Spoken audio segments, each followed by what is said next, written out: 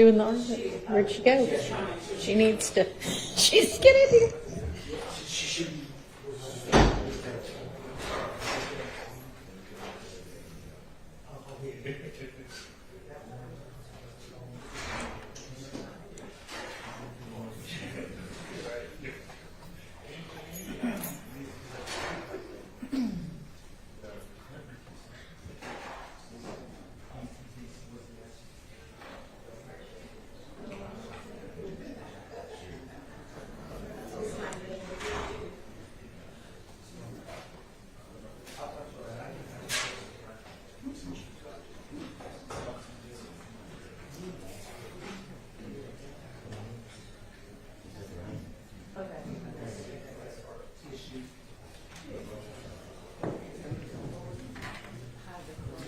Miss Hylton, I know that you're, batting cleanup, I guess, but keep in mind they're going to be watching the clock. Okay. So they're not used to staying until 7 or 8.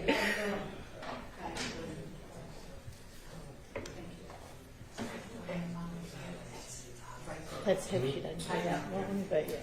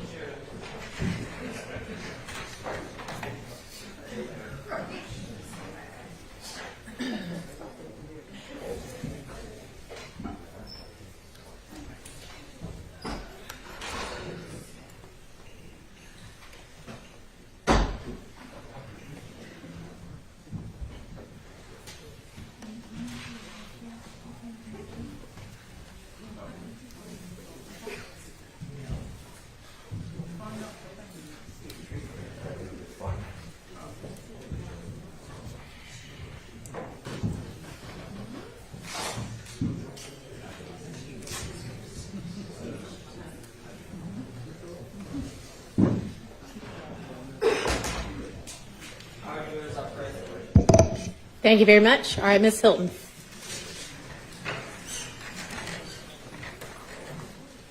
Good evening. I know y'all tired.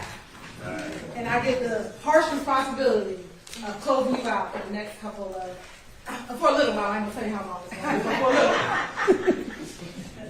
And I just want you all to bear with me and bear with us as a state.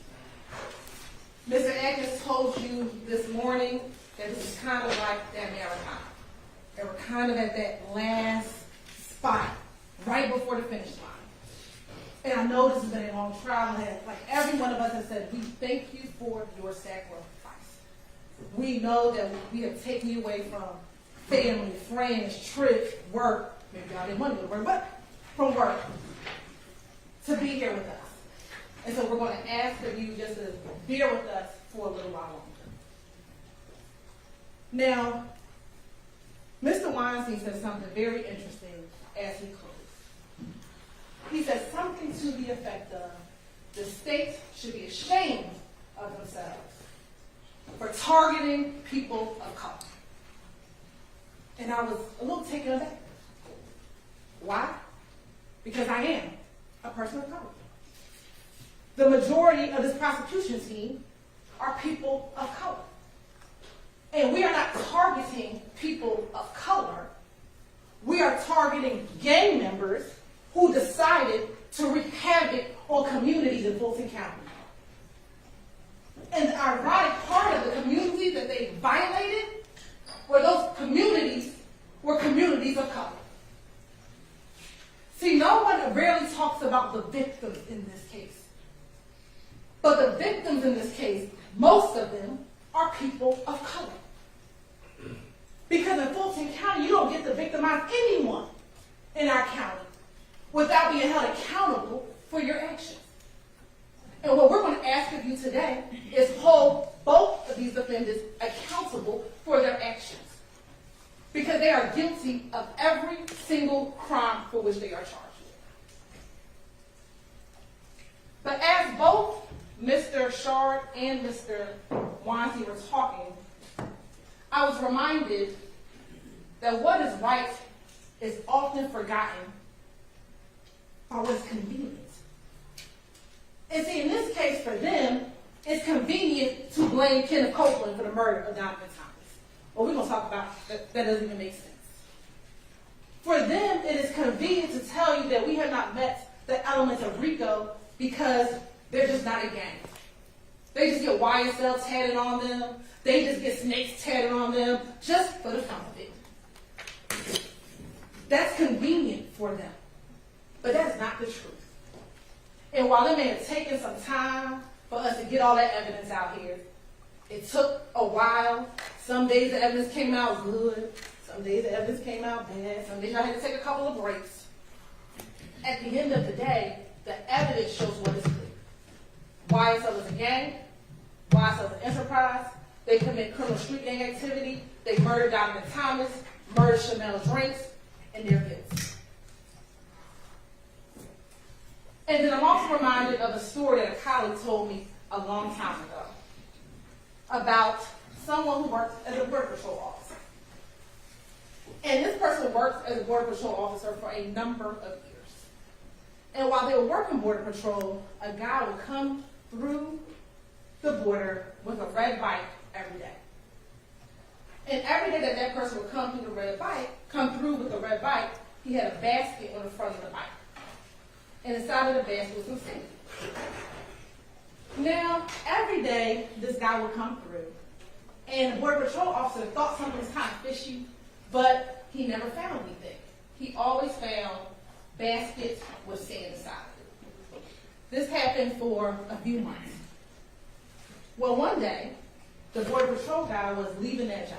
He was going to a new job, and he was at a bar. And who walked into the bar? The guy with the red bike. So the Border Patrol guy says to him, I'm getting ready to leave my job, but I'm interested. There's something was fishy about that red bike. What were you doing with that red bike? And the guy was like, nothing. Don't worry about it. Congratulations to you. The night proceeded. The Border Patrol guy got some more drinks in his system and said, you know what? Can you tell me about this red bike? Because something just doesn't seem right. Every time I would see the red bike, it would have sand in the basket. Tell me what was going on. Guy said, don't worry about it. Finally, it's the end of the night. Border Patrol guy is really intoxicated. He said, just tell me. I'm not going to remember what happened. You're not going to get in trouble. Tell me what you were doing. And what the guy said was, you know how every day you were focused on the basket with the sand? I was smuggling in a new red bike every single day. See, you were so focused on what was in the basket that you was missing what was right in front of you. And if you listen to what the defense counsel told you for the last about 3.5 hours that they argued, you're going to miss what's right in front of you. So what's sand in the basket in this case? First things first, stolen jewelry. APD, somebody stole this watch. No one stole the watch. The watch is left back in the house. But they want you to focus on this watch because if you focus on the watch, you're going to miss the evidence in front of you. Talked about no reports. November Rito, she didn't write any reports. Well, what she told you is she wrote her information in the affidavits. Affidavits that get sworn before a judge. Probably better than reports because a judge has to actually read that information. But if you focus on the fact that November Rito didn't write any reports, you're going to miss what's right in front of you. Mr. Weinstein talked about length of time. We talked about that. Knowledge of co-conspirators. I think at one point in time, Mr. Shard said, Mr. Minor, who stabbed Lucci, he doesn't know Mr. Kendrick or Mr. Stillwell? Maybe not. But he knows Khalif Adams, who's the one who helped set up stabbing Lucci. Khalif Adams knows those two. Well, knows Mr. Stillwell. Khalif Adams knows Garlington. And so some way, somehow, though, Mr. Stillwell knew on February 9th that Lucci got stabbed. Well, how does he know that? How is that in a text message? That wasn't broadcast to the world. So this idea that just because Mr. Myrick doesn't know him specifically does not mean that they're not guilty of the crime of which they committed. They talk about witness credibility, specifically about experts and what our experts say. But if you go back to any of our experts' testimony, Belknap, Dennis, Gaither, Underwood, the things that they talked about, there were examples of it. They talked about YSL as a hybrid gang. It was Bloods and Crips, and they kind of got together. Well, we know that's true because Martinez Arnold's a Crip. Some of them, Mr. Williams was a Blood. You saw when he talked about sex, money, murder. You see them hanging out together. You see them committing crimes together. Mr. Kendrick and Mr. Arnold in a car with guns on their way to Trestle Tree. We can infer, go shoot it up. That's what they talked about when they said it's a hybrid gang. They talked about the music, and we're going to get to the music in a minute. They talked about the fact that gang members use their music in order to brag, promote what they've done in the gang. And we'll see examples of that in a moment. We talked about your duty earlier today, but again, just to be reminded, you're supposed to be a fair and impartial juror, honestly seeking the truth. You are not to seek doubt. So when you go in the back, you're supposed to say to yourself, what happened on January 10th? What is the truth about what happened? And is there evidence towards the truth? That is what you're here for. Seek the truth, you follow the law, and you deliberate. Now, I want to tell you this. If you go to the back to deliberate, and one of your numbers says, I'm not deliberating, I'm going into the bathroom, I'm not doing any of this, you need to bring that to the deputy's attention so they can bring it to the court's attention. Because you have a duty to deliberate. A duty to sit down, evaluate the facts, evaluate the evidence, and apply it to the law. So let's talk about the evidence of defendant's guilt. So earlier this morning, Mr. Adkins talked to you about count 57, participation in criminal street gang activity. He talked to you about count 1, conspiracy to violate the RICO Act, and counts 50 and 51. I'm not going to harp on that again, but I thought it interesting when Mr. Weinstein said, well, we haven't proved count 50 and 51 and 57. You know, the state, they're all dressed in red. We are. Red's probably my favorite color. But you know the one thing that's different? We don't do criminal gang activity. And the court's going to define what that is. See, we're not here because people wear the same colors. They can wear all the greens they want. They can wear all the snakes they want. If they all want to tattoo YSL on them, that's fine. We told you it's not a crime to be a part of a gang. The crime is when you start doing criminal street gang activity, like murdering Donovan Thomas, murdering Shymel Drinks, murdering Jamari Holmes. That is what the violation is, not being a member of a gang.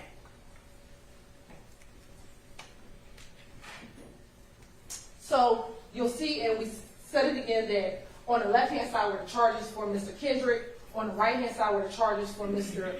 Stillwell, and in the middle is what they were both charged with. So Mr. Kendrick is charged with possession of marijuana with intent to distribute. That's from May 9, 2022, when he was found running from Mr. Williams' house. Remember, the officer came and said that they both must have been out of breath, and he ran from the house. And the drugs and the guns that were found inside the house. The marijuana and the guns that were found in the house. So in order to prove this, we have to show that the defendant possessed with the intent to distribute any amount of marijuana. Marijuana includes all parts of the plant. What it does not include is the hemp products and all those other technical terms that I'm not going to try to pronounce for you tonight. We have to show that he possessed it, and it has possessed the marijuana or the firearm. We're going to talk about the firearm in a moment. Possession must be actual, constructive, sold, or joint. So we're going to tell you that it's not actual possession. No one caught him with the marijuana in the hand. We're going to talk about constructive possession. At the time of the alleged offense, he did not have direct physical control over the marijuana or firearm, but did not only have both the ability and the intention to exercise control over the marijuana. We know he doesn't have sole possession, or want focus on joint possession. Defendant share possession of marijuana or firearms with at least one other person. What evidence do we have of it? And I know Mr. Wine said we didn't have any evidence. We do. Pictures are evidence. That's direct evidence like we talked about earlier. This is inside of the home of Mr. Williams. That's the money counter that was sitting next to the Tupperware bowl full with the marijuana. That's the Tupperware bowl full with the marijuana. That's the more marijuana that was in that cabinet in that same kitchen, right across from where the Tupperware bowl of the marijuana was. And those are the 2 guns that were found inside that area. Now, ladies and gentlemen, you heard the testimony that SWAT, when they came, did not immediately make entry into the house. It was like announced, it was loud. So I submit to you that they had the opportunity to put stuff away, to hide stuff, because they didn't just come in immediately, ladies and gentlemen. So you can take that into consideration as you deliberate. Possession of a firearm during the commission of a felony. So the state must prove that the defendant had a firearm on his purse or within arm's reach while committing a crime against or involving another person. For Mr. Stillwell, it's murder. For Mr. Kendrick, it's the possession of marijuana with intent to distribute. So how do we show this? On the left is Shannon Stillwell. That is Mr. Drinks inside of the vehicle. We know that Mr. Drinks was shot with a 40 caliber gun, possibly of a Glock, and we're going to talk about this Glock in a moment. So you can infer, although we do not have the gun, that Mr. Stillwell possessed the gun that shot and killed Mr. Drinks, because he's dead and because we have the bullet. You can infer that. That's that circumstantial evidence. Your direct evidence is someone is deceased. You have bullets. We know that those bullets come from a Glock firearm. So the only way you can infer that the shooter, Mr. Stillwell, possessed a firearm. Mr. Kendrick, again, you have the firearms inside of the house at the time when the house was raided. There were 2 found inside of that cabinet. There was the one that's found on this counter. Now, they're also both charged with possession of a firearm by a convicted felon. You have to show for Mr. Stillwell, he has 2 counts. And interestingly enough, I was listening, Mr. Shard never talked about count 64. But we're going to talk about count 64. But count 52 is that he's a convicted felon and he had a firearm when he murdered Shymel Drinks. And in count 64, which is when he was apprehended, the gun that was found in the middle of the road, that we charged him with that weapon as well. And then again with Mr. Kendrick, that there were guns and drugs at Allison Drive on May 9th. And let me also say that in the indictment, possession of a firearm by a convicted felon is going to be a lesser included of what is charged. What is charged is a different charge, but possession of a firearm by a convicted felon is a lesser charge, and the court is going to instruct you, and you can find both of them guilty so long as you believe that both of them possess the firearm and they have been previously convicted of a felony. What do you have in evidence? You have State's Exhibit 60G and State's Exhibit 30Q. Both of those are the indictments of Mr. Stillwell, which he was charged with and convicted of a felony. So that is the felony that we're saying he should not have been in violation of, or he should not have possessed the firearm. As I just discussed, because he's a convicted felon, he should have never had a firearm when he murdered Shymel Drinks. For count 64, what do we have? Remember, this is on March 17th, after they fled from the Chick-fil-A, and remember Trooper Campbell came in and said that he found the gun in the middle of the road. You saw the dash cam video where he kind of turned around and said, and found this gun. Then we brought in Mr. Stillwell's former girlfriend at the time, Taisha Alexander. She said that she had bought the gun. That was her gun. That gun came back to Ms. Alexander. We were able to compare the serial numbers on both the gun that was collected and the receipt from Arrowhead Pond. And further, we played these wiretap calls for you. Hello? Yeah. I don't know. China called like he was playing on a high speed chase to the Baba house. Yeah. Why have he in a high speed chase if he in a rental? His rental legit. Yeah. He got my legit gun. So the fact that she says he got my legit gun, which is that gun right here, he should never have ever even been in possession of it. I don't know what it is. I don't know what's going on. I don't know what's going on either, because usually they'll call, like how he got my gun. Yeah. They'll call me and be like, come get your gun, but they ain't even call me. So I don't know if where my gun is, I don't know what's going on. And again, this phone call was done on March 17th, the day he got arrested. The day Mr. Stillwell, got arrested.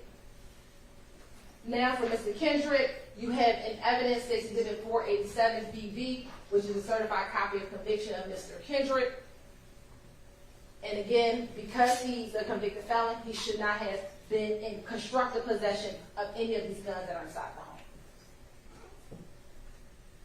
So now, based upon what we have shown you, they are guilty of, right now, count 1, count 50, 51, 52, 54, 57, 58, 61, 63, and 64.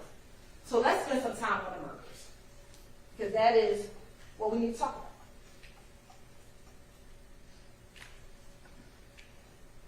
about. So for the murders, Mr. Stillwell is charged with count 2 and count 49, which is Donovan Thomas Jr. and Shymel Drinks. And Mr. Kendrick's charged solely with count 2, which is the death of Donovan Thomas Jr. You're going to hear the court read you an instruction about intent. Intent is every essential element of any crime must be proved by the state beyond a reasonable doubt. It may be shown in many ways, provided that you, the jury, believe that it existed from the proven facts before you. It may be inferred from the proven circumstances or by acts and conduct, or it may be in your discretion inferred when it is the natural and necessary consequence of the act. Intent does not mean the intention to violate the law or to violate a criminal statute, but it means simply the intention to commit the act that is prohibited by the statute. So what are the elements that we have to prove for murder? That Mr. Stillwell and Mr. Kendrick caused the death of another person, here, Donovan Thomas and Shymel Drinks, unlawfully and with malice aforethought. What is malice?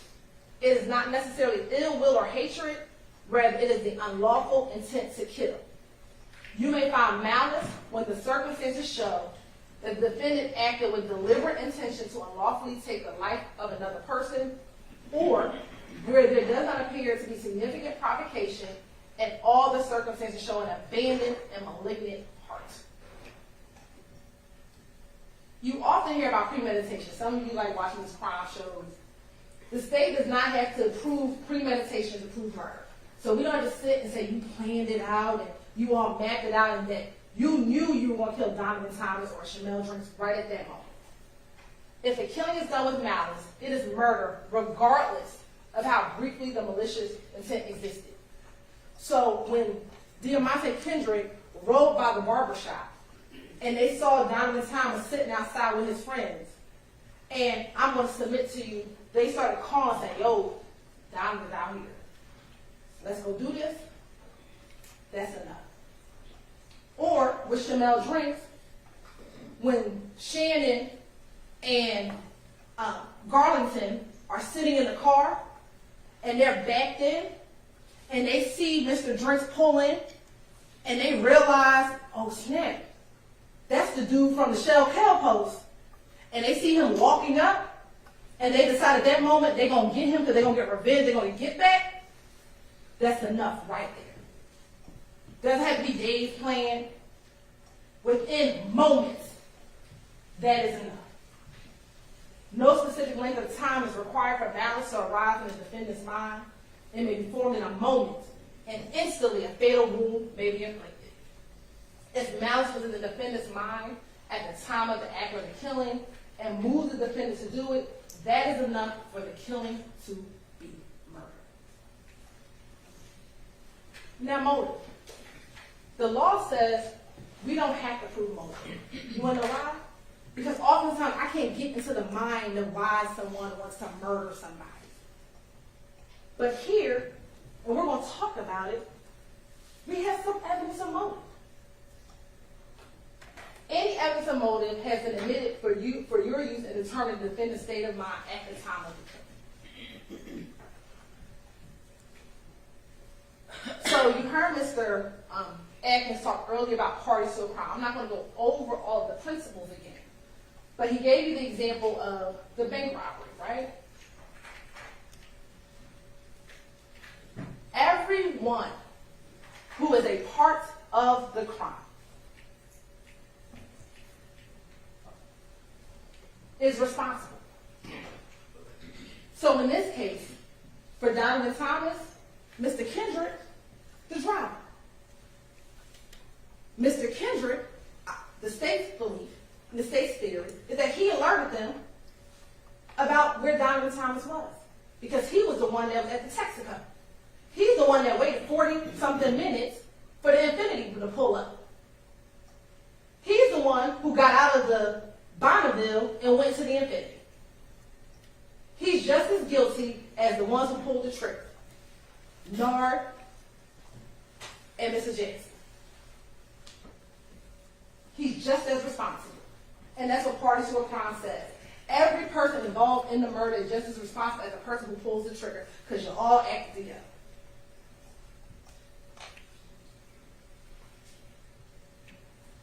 Now, we have in Shymel Drinks an individual that you kept hearing about, DeMarco Boyer. And someone brought up that DeMarco Boyer isn't on the indictment. Well, this is the law that's going to be instructed to you. Any party to a crime who did not directly commit the crime may be prosecuted for commission of the crime upon proof that the crime was committed and that that person was a party to it, even though the person alleged to have directly committed the crime has not been prosecuted or convicted, has been convicted of a different crime or degree of crime, is not amenable to justice, or has been acquitted. Mr. Boyer's day is for another day. We're not going to talk about Mr. Boyer today. Today, we're going to talk about Mr. Stillwell and Mr. Kendrick.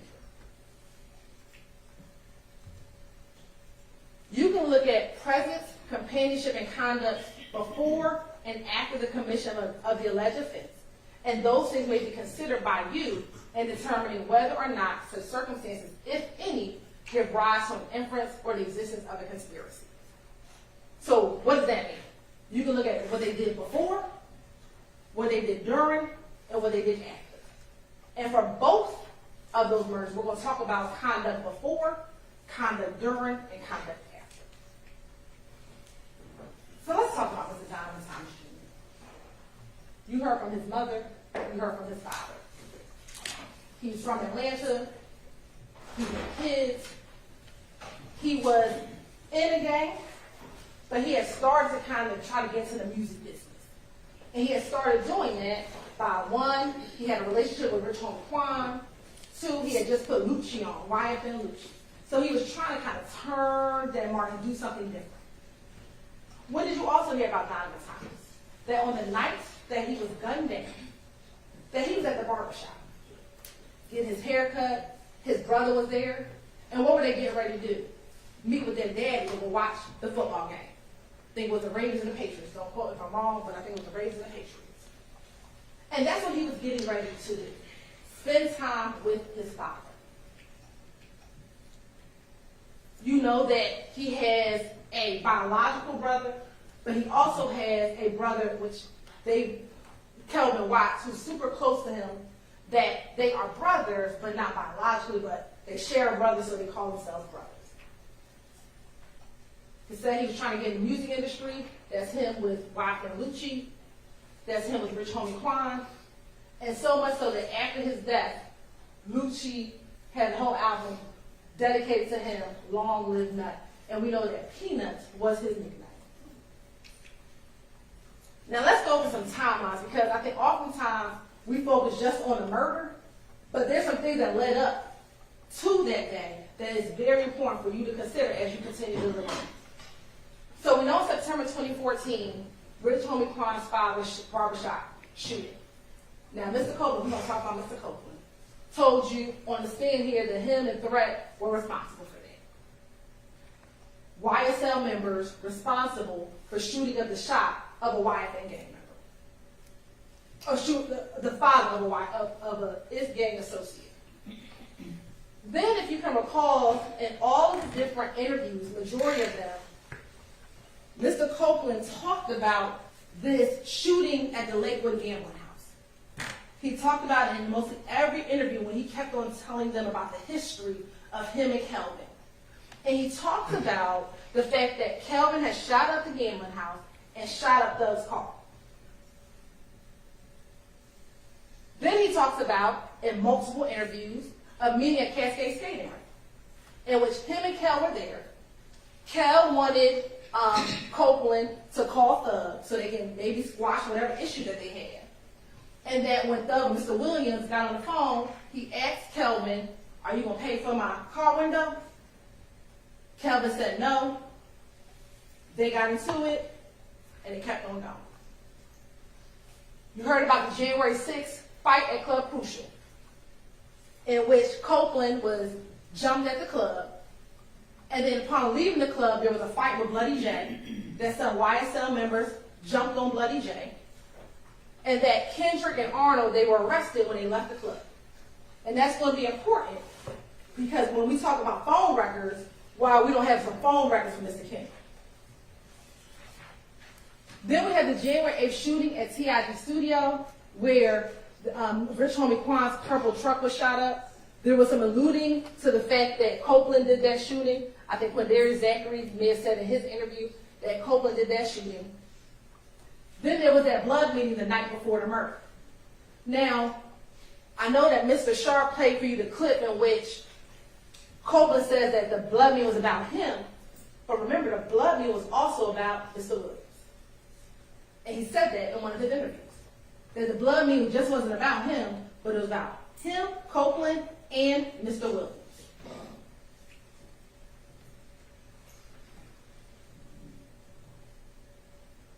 Then on January 10th, you have the death or the murder of Mr. Donovan Thomas at 330 McDaniel Street. Then you have the retaliatory shootings begin immediately. See, the streets knew what it took the state and the government a long time to figure out. They went directly to who they thought killed Donovan Thomas. They immediately started shooting at Jeffrey Williams' family's house and Kenneth Copeland's family's house because they thought that both of them were in on it. Also, in the late morning hours, early on January 11th, Kenneth Copeland meets with the Atlanta Police Department, and many of the YSL members, they flee to Miami. You have more retaliatory shootings. I'm going to go back.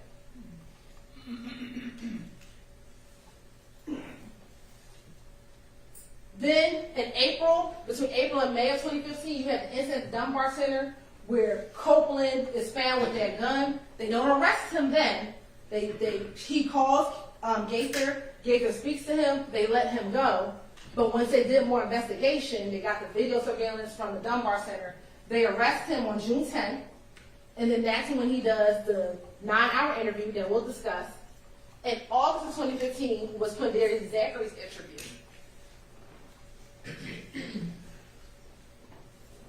In September of 2015, Shannon becomes the target of 2 shootings, one at the Green Store, the other one with Ms. Tierra Jones.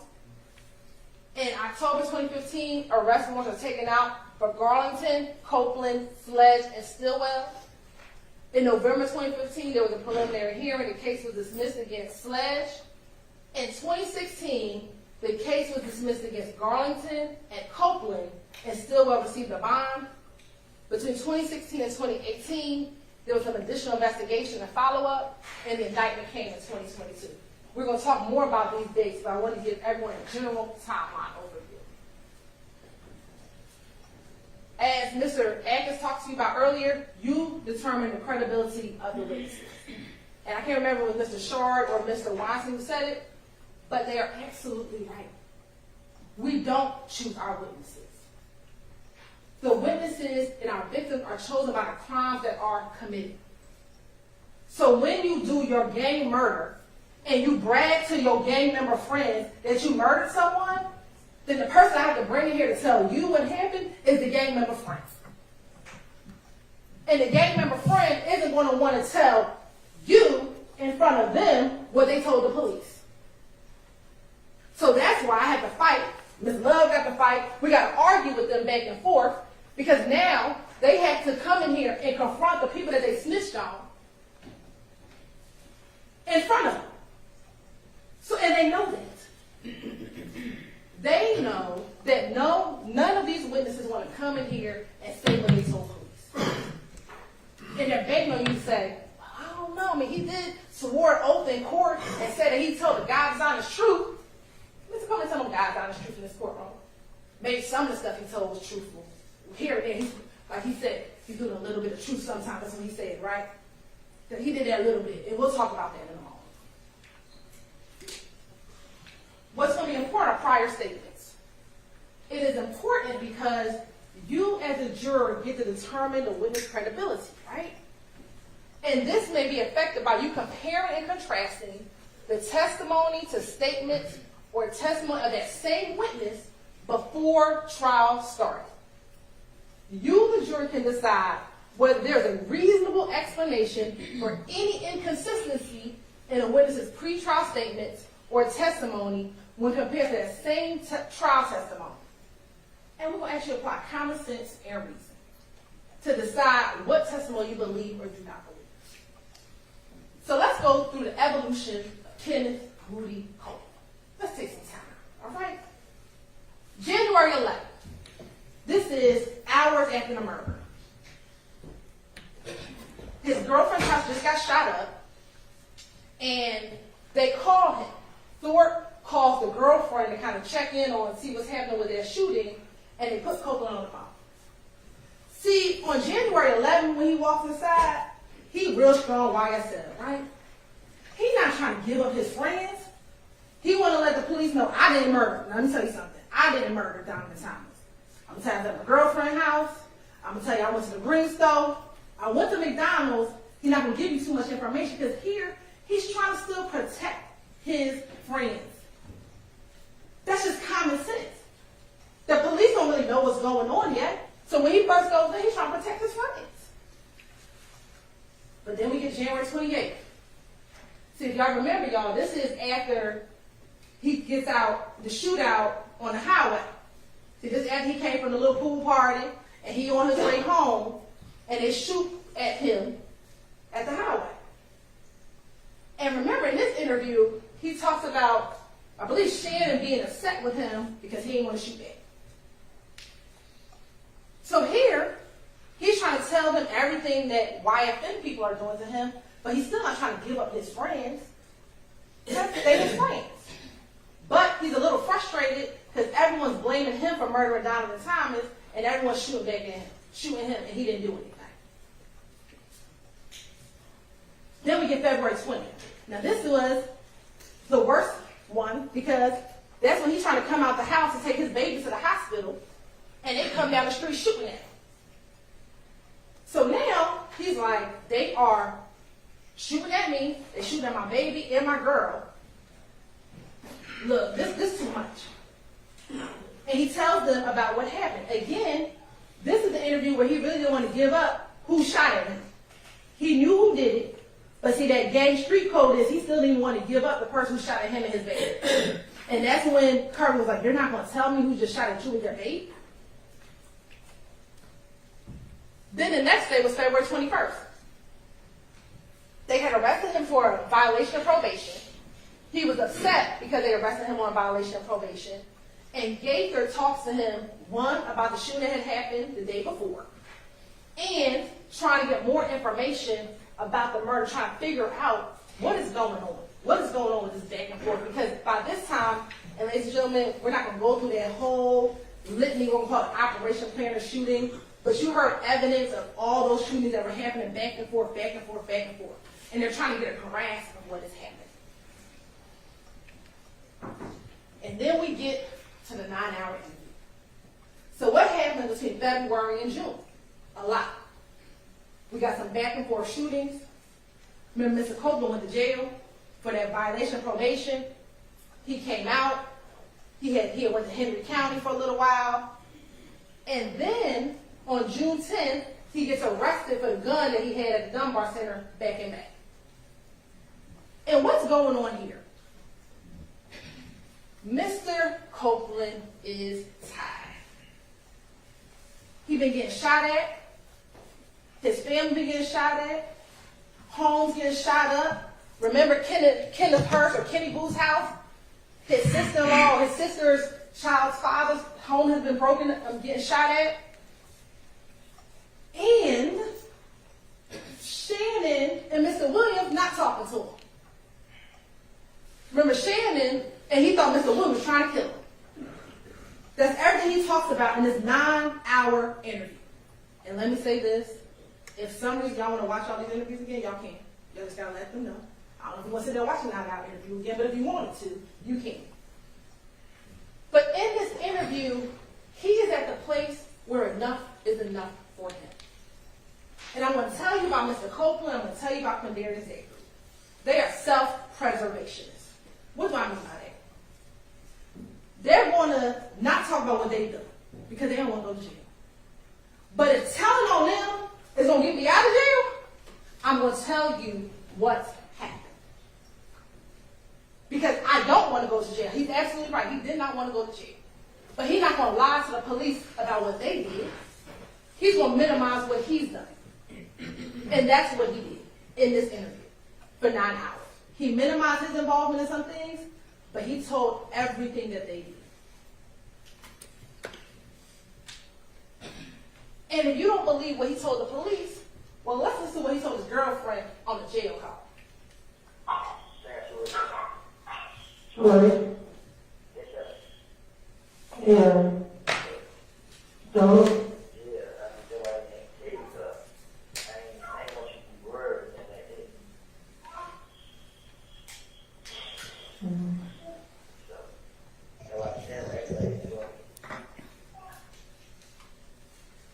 Yeah.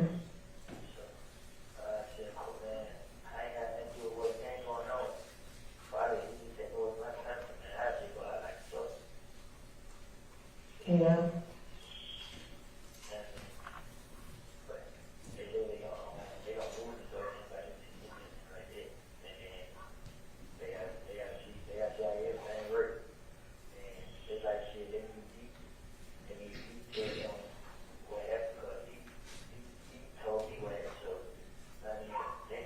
This time you want to wait.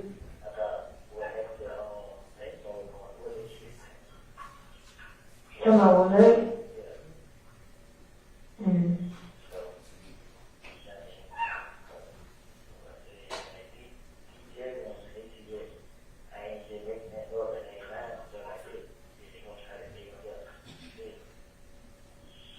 Yeah.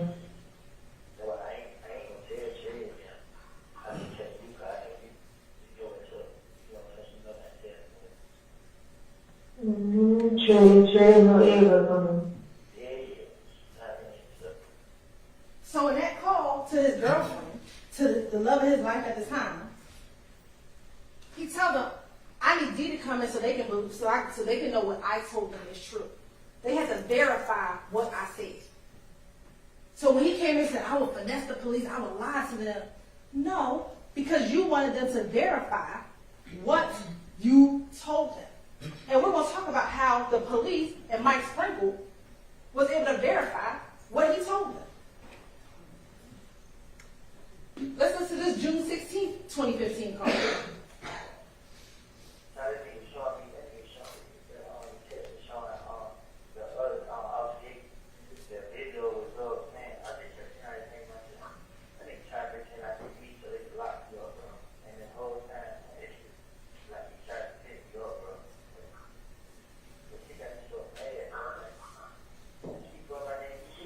They didn't go out with what's on, man.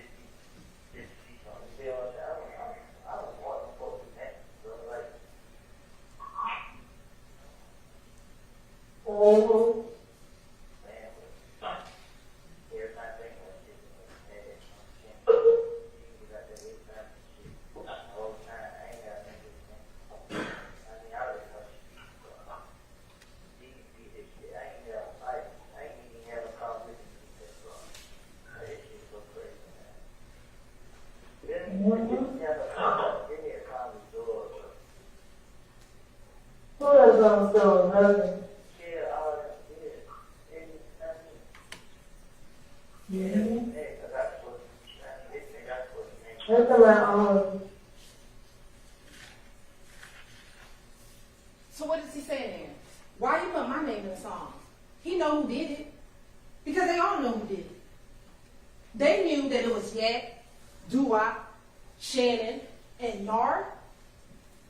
And Kendrick is, Copeland is upset because he's like, why you put my name in the song? Put the ones who did it in the song. So they can stop targeting me.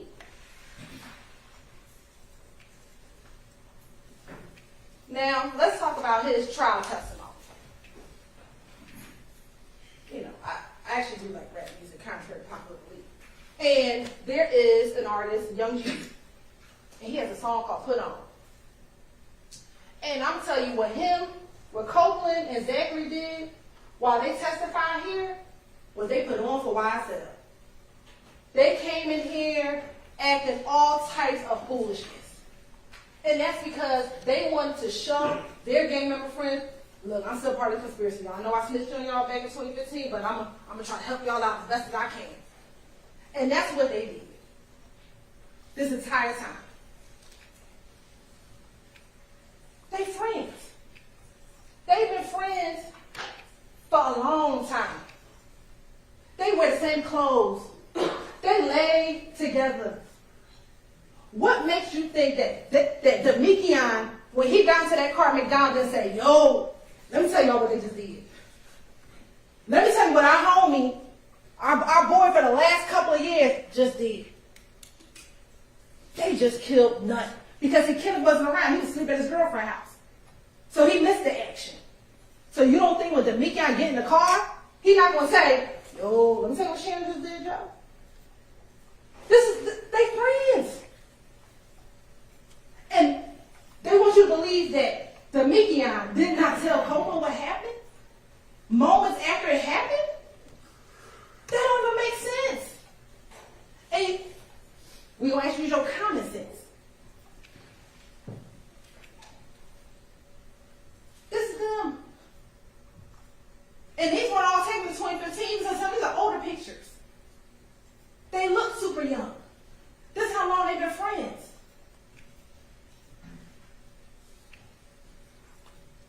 Now, it was interesting when Mr.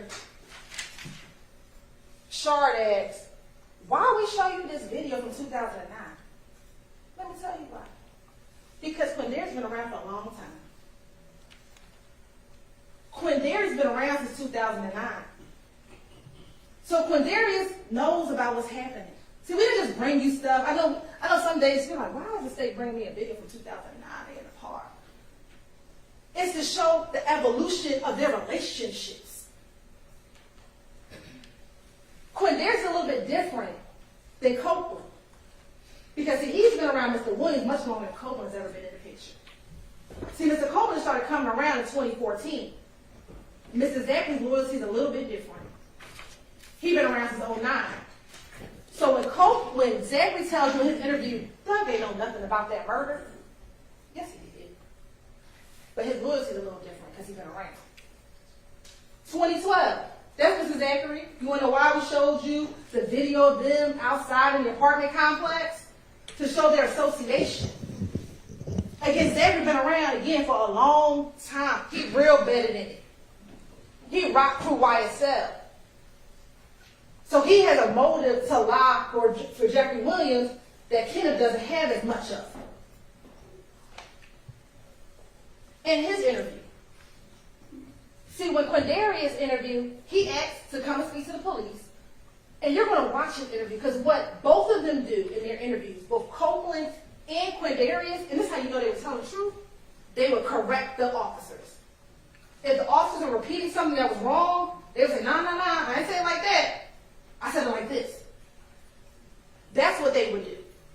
That's how you know that what they were trying to tell them, they were trying to be as truthful as they could so that they would get it right. They, meaning the police, would get it right. And again, same thing. He come in here talking about he wanted to take one of the investigators out, all types of nonsense. But again, putting on for YSL. And again, he's been around. They friends. They friends. And why would they lie on their friends? If they knew to make up stuff and make up lies, why would you lie and say your friends committed a murder? That doesn't make sense. Why lie? You could just say anybody made up the murder. If you were just lying, you didn't want anybody to verify what you were saying, you could have said anybody committed the murder. But that's not what they did. So there were a lot of different witnesses that came in about Donovan Thompson's murder. But we're going to talk specifically about these individuals. Investigator Thorpe, he was the original detective on the case. He took out those arrest warrants in October, and that was after talking to an individual by the name of Spencer Wright. He then turned his file over to Mike Sprinkle.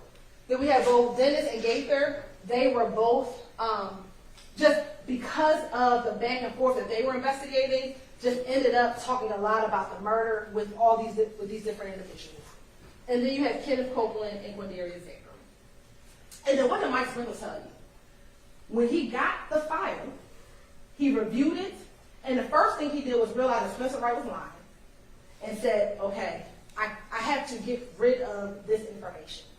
And it was something that Mr. Shard said, which I found interesting. Mr. Shard said that Nicholas Robinson, aka Spencer Wright, is an example of individuals who would say anything just to get out of jail. But the difference between Nicholas Robinson and Quindarius and Kenneth Copeland is that Mr. Sprinkle couldn't verify what Nicholas Robinson said.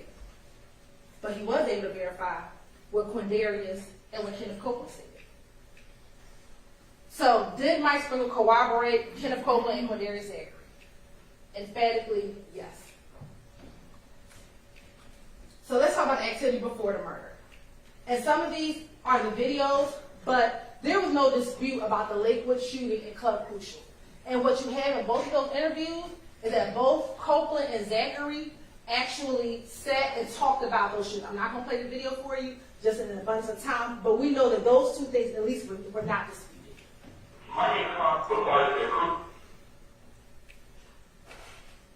So let's talk about the day of and the days after the murder. So what did Copeland tell you about that morning?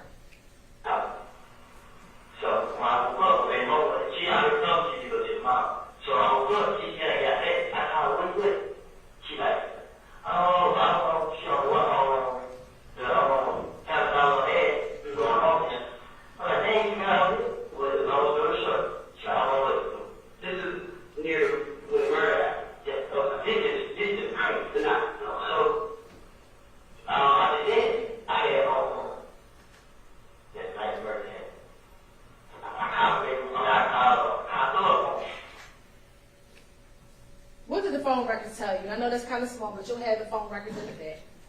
That between 6:37 and 7:26, Copeland's phone was in the area of his girlfriend's house. Right? That's QR's Copeland's girlfriend's residence, which was on Maury. His phone was pinging in that area, and that's between 6:37 and 7:26. If you can recall, the 911 call for the murder came in at 7:22. At 7:26, he is still at his girlfriend's house after the murder. So this notion, when they say, well, Kenneth Copeland did it, I know somebody who could have done it, well, it wasn't Kenneth Copeland. The person who did it is Stillwell, Yet, Nard, and Dumont. Because Kenneth Copeland was at his girlfriend's house at 7:26. Then he says he went to the green store.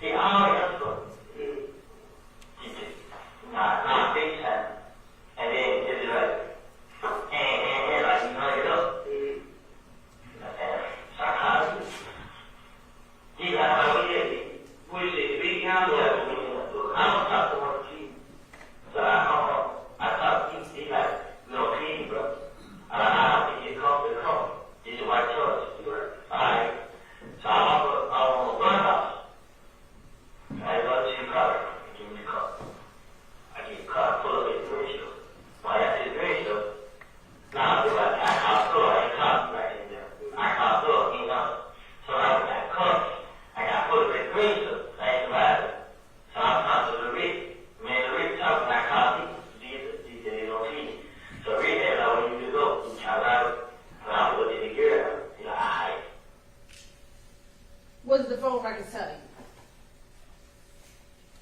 He went to the green store. He's at the green store at 7:28. Between 7:28, he's at the green store. And then he travels down towards the McDonald's, like he told him. And here's the thing, ladies and gentlemen, about corroboration and phone records. He doesn't know we're going to pull the phone records later.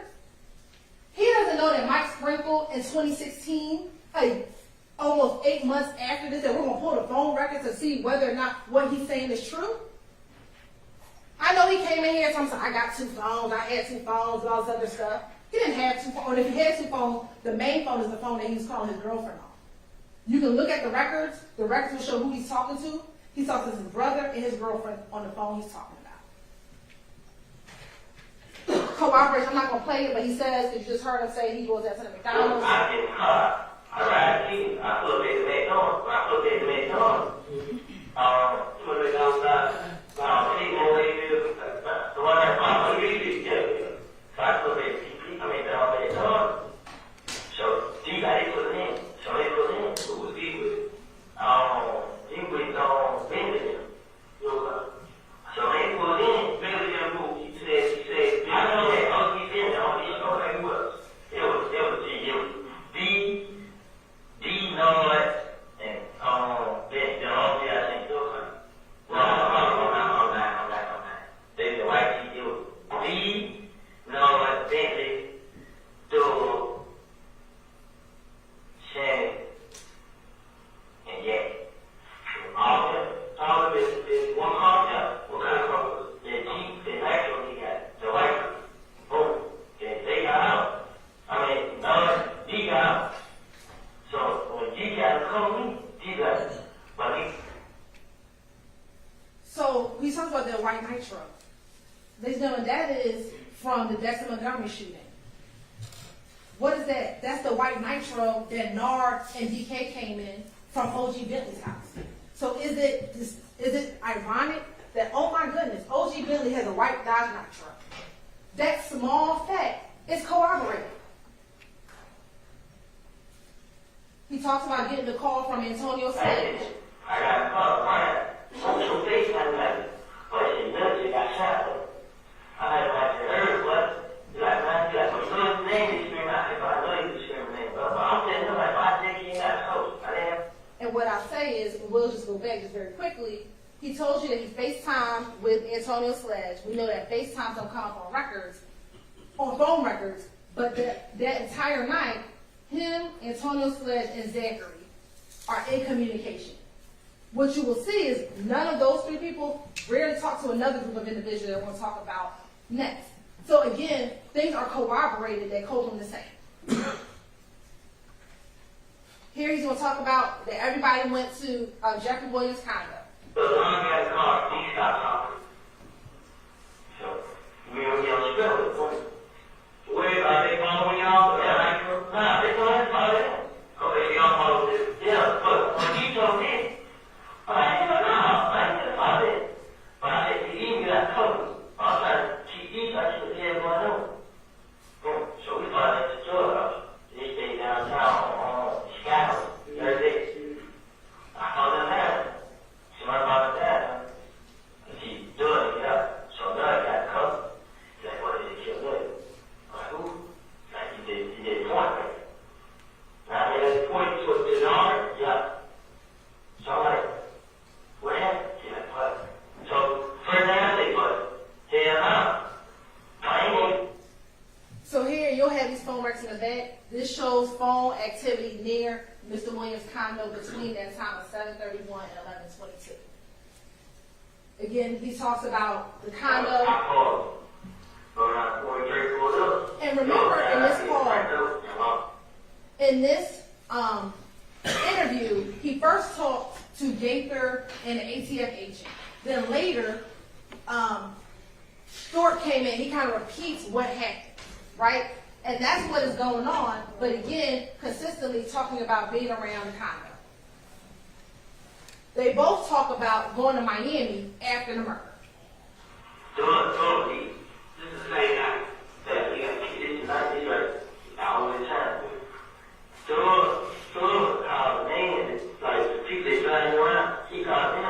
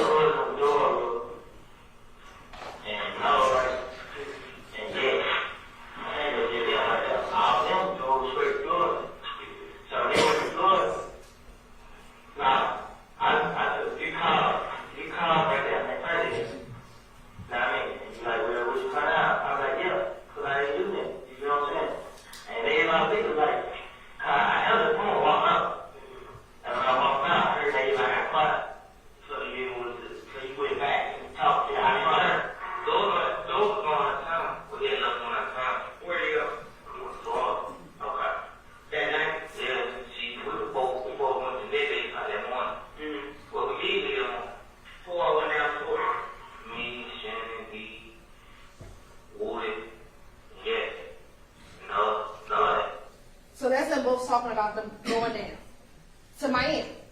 Now, in court, that's probably one of the things that they talked about, that they all went to Miami. But they all said they went for this concert in Miami. Well, ladies and gentlemen, we showed you all the flyers, and there's no flyer in Miami for January 10th, 11th, 12th, 13th, 14th, 15th, 16th, 17th. The only flyer in Miami, or in Florida, was in Tampa Bay. So the question becomes, why are y'all going to Florida right after Donovan Thomas was murdered? To flee. Because YSL knew what they did. And they had to get up out of Dodge. And they went down to Birdman's house to lay low until things, maybe some of the dust starts to settle. And we had the phone records to show you all that they all went to Miami, all the different phone records in Miami after the murder, and the times that they all went after the murder. Now, we talked about the Grand Infinity. They both discussed, well, Copeland said it was Thug that rented the Grand Infinity. Zachary, I told you his voice is a little bit different. He didn't want to say Thug rented the Grand Infinity. He talked about it was a meaning. But we both know that this Grand Infinity was rented. And I won't play the video for you, but there are the two clips. If you want to play it later, you can play it. And how was that corroborated? Mr. Sprinkle found a Hertz rental car record in order to corroborate, is what Mr. Copeland said accurate? Was there a rented gray vehicle? Almost a year later, he finds the rental car. That is corroboration of what Kenneth Copeland said. He literally took everything that Kenneth Copeland said and said, can I corroborate this? And that's what he did. Now let's talk about who they both said. Now remember, Copeland is in June, Zachary is in August.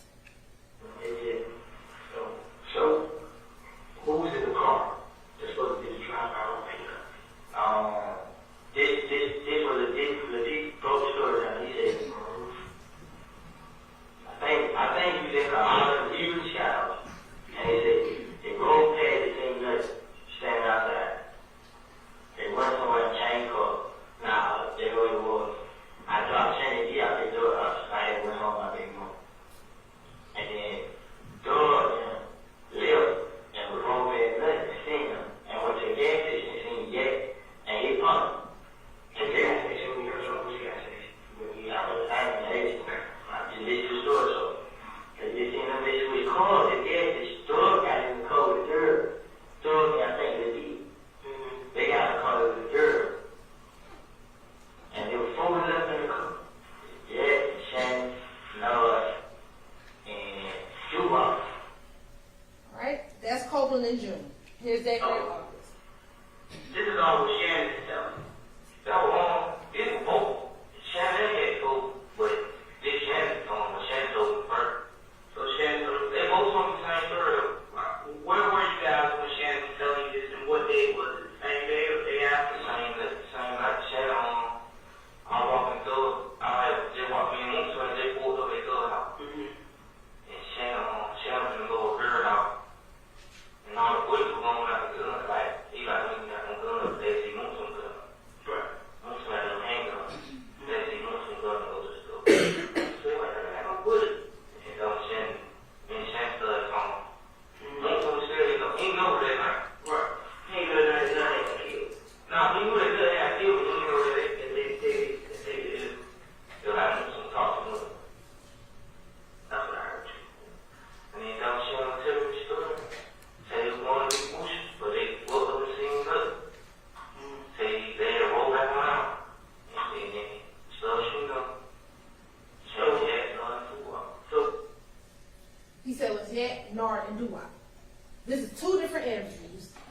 Copeland is telling them what D'Amico told him, and Zachary is telling the police what they was Stillwell and Yak told him. But how we have the same people? Yak, Nard, Dubois, Stillwell. That does not change. That's corroboration of each other. Two different interviews. Two different times. Saying the same people? Ladies and gentlemen, that's evidence. That ain't no coincidence.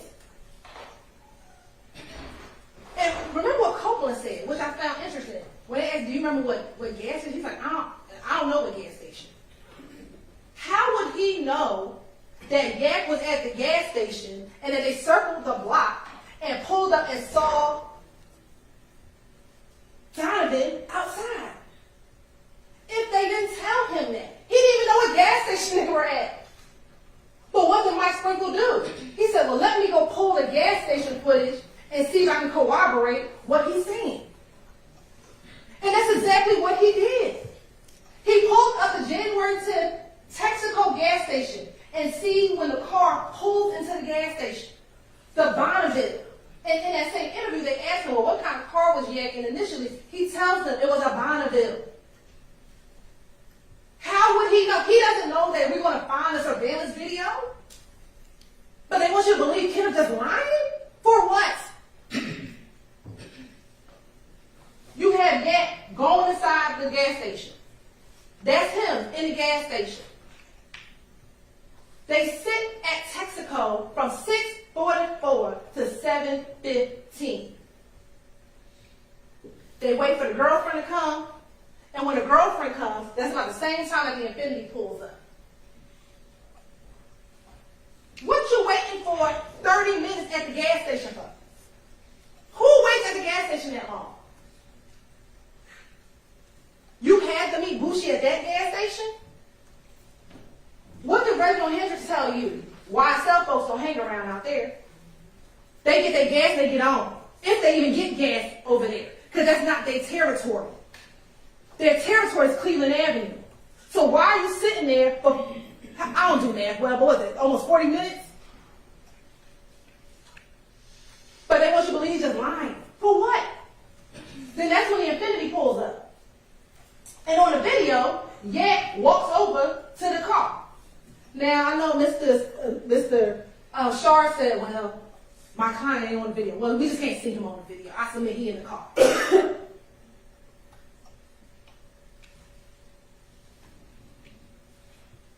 Then they both leave at the same time, and they both turn right on Northside Drive.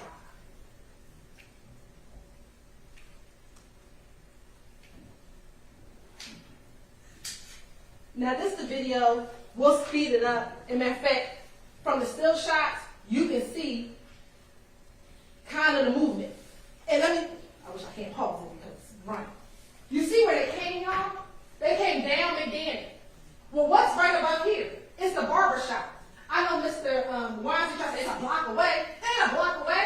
Literally, when you go out here, you look up the street, you see the barber shop. It's not a block away. It's yards away. So they had a vantage point to see them when he's driving down McDaniel Street. He's the one that alerts them. Kendrick. If Kendrick didn't tell them that he saw Donovan, maybe we wouldn't be here today on a murder charge. He did that. He's the one who alerted them. That's why he's just as guilty as the ones who shot.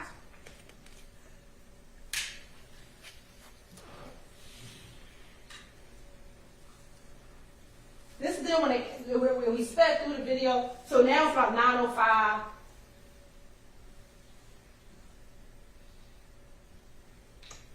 That's Doo-Wop getting out I submit to you, that's Doo-Wop getting out the car, smoking a cigarette.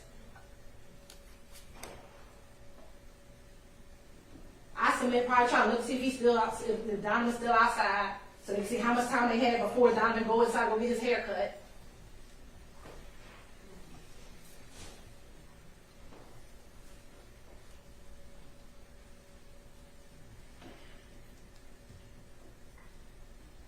And they just waiting.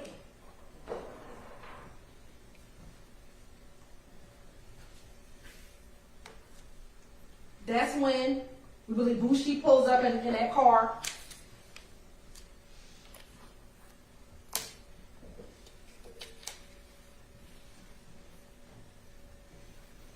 And that's Kendrick. Initially, he was in the passenger side.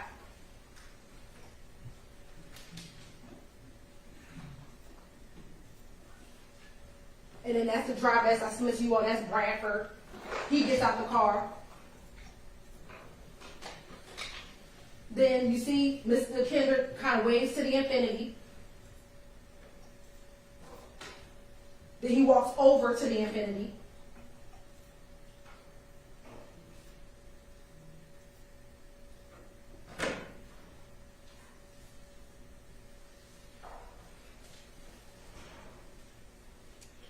submit that's when they're gonna talk about what they're gonna do, how they about to kill Donovan, what they're gonna roll around, do what cars, what guns in the car, how they gonna do it, who gonna do what.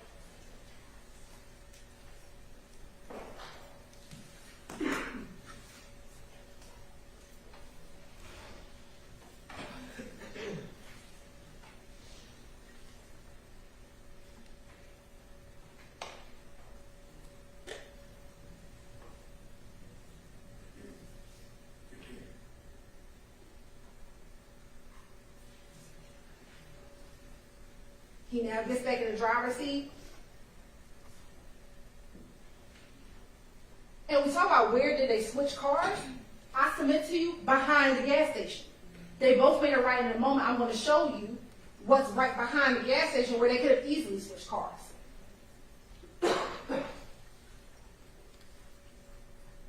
And remember we talked about the time, so it's not 8:08. Remember this time is off by a few moments. And that's them coming down the street in the Infinity, shooting.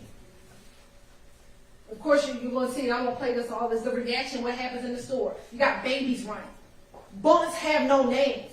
And they have the audacity to tell you that we're sitting here trying to charge people of color? No. You should not have to be sitting here on a Saturday trying to get your hair cut and have bullets come inside of a barbershop. Bullets have no names. And there was babies in the front. But you just spraying down the street for what? For your status in YSL? So you can show Mr. Williams that you big and bad? That's what this is about. And that's Donovan's brother. Outside. I submit he saw what happened, but you know what? He ain't going to tell us. He ain't going to talk to the police, because that's what the gang culture is.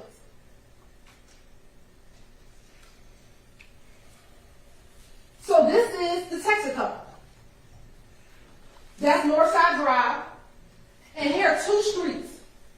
This one is a one-way street, but they don't follow the law, so I submit that they went up the one-way street. And it's another street. They could have went up either. I submit to you they went up the one-way street because, again, they don't follow the law. So when they turn the right, they switch cars behind here. They switch behind here. It takes no time to drive up the wrong-way street, drive back down, and come back down into their street. That's where they switch the cars at. They both. I guess we didn't ever show you that. And this is where he talks about it. I'm not going to play it for you, but that's what he said. And let me tell you something. This is how you know they switch cars. We told you he came in the Infinity with Javorth Bradford, right? This is Javorth Bradford phone records. After the murder, this is him between 6:36 and 7:19. You see the crime scene, he's stationary around the crime scene, right? There's a gap in time between 7:19 and 7:24. At 7:24, between 8:08, this is where Bradford's phone is, right? From 7:31 all the way to 8:08. What's over here? Oak Drive.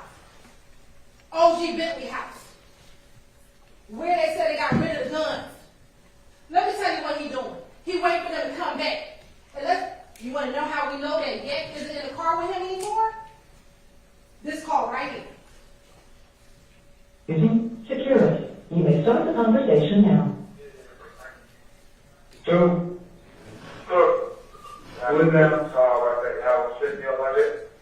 Nah, he went what's the other they got there? Security. Nah, down to it? Yeah. Hey, Goldie, Ma. Who that is? Boosh. What's up, shortstop? What are you doing? Yeah. What's going on?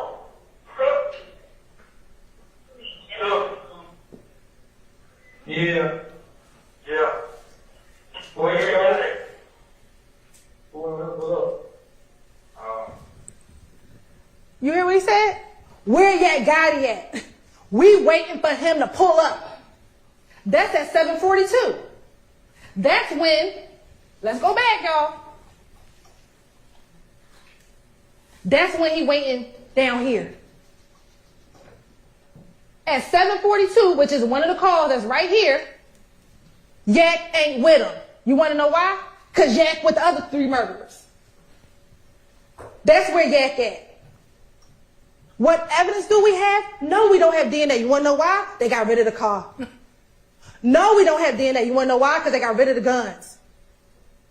All we have is what they told their co-conspirators. And that's what I have to bring to you. What I have are the phone records. What I have are the surveillance videos to corroborate what the co-conspirators said.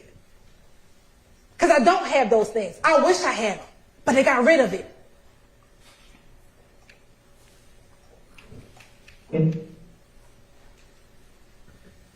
That's Jack the night of. What'd he say? Maniac's back. That's what he said, right? Y'all know me in my Santana voice. You right. The maniac's back. He just drove the car that took somebody's life. For no reason. For no reason. That's just to show you, that's Javorce Bradford in that Pontiac. That's on that surveillance video. This is when they talk about the guns used to commit the murder. Go back to nothing. Make sure that everything right. Demetrius pretty much told you him, Shannon, Nard, Bentley. Now, Demetrius and a girl went to Bentley house. And when they got them doing it, they supposed to go to one big house. But I think the girl in the bush, the girl is supposed to be seeing it. She knows what's going on. And this the girl Shannon Turkey. They can't try to do around the club. This girl I thought told them that I was the hotel room. So it was Yak driving, Shannon with the AK, Nard was close to the Doo-Wop. Now, I don't think Doo-Wop had a pistol. Okay. Right. But you just know what seats, how they got to sit in the car, and all you know is the Yak drive. They say that way drive. And that's based on what Mickey I told you. Yeah. Little B. Okay. We gonna lie. Why not say Doo-Wop had a gun? Let's lie. We gonna lie big. Everybody had a gun. But he didn't do that. He said, nah, I don't think Doo-Wop had a gun. I don't think so, but I definitely know Yak was driving, because if we gonna lie, say Yak had a gun too. But he didn't do that. They put you back there, what's wrong? They had AK-762, right?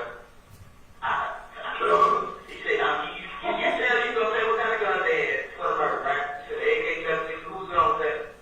That one, what else? That one, a 4.5. Who's going to 4.5? You remember what brand it was? HP or something. XP? Yeah. What are the shell casings? How you know it was a 7.62? That's what Donovan was killed with. Those are the bullets that came out of Mr. Thomas. The shell casings that was found, there was multiple types of shell casings. 45s, 9s, and 7.62s. How they know that? This is called corroboration. This is called verification. They don't know that they don't know what bullet was pulled out of Donovan Thomas's body at the autopsy. They don't know what shell casings the police picked up off the ground. But ironically, they know, it's not ironic, they know the type of gun that they use.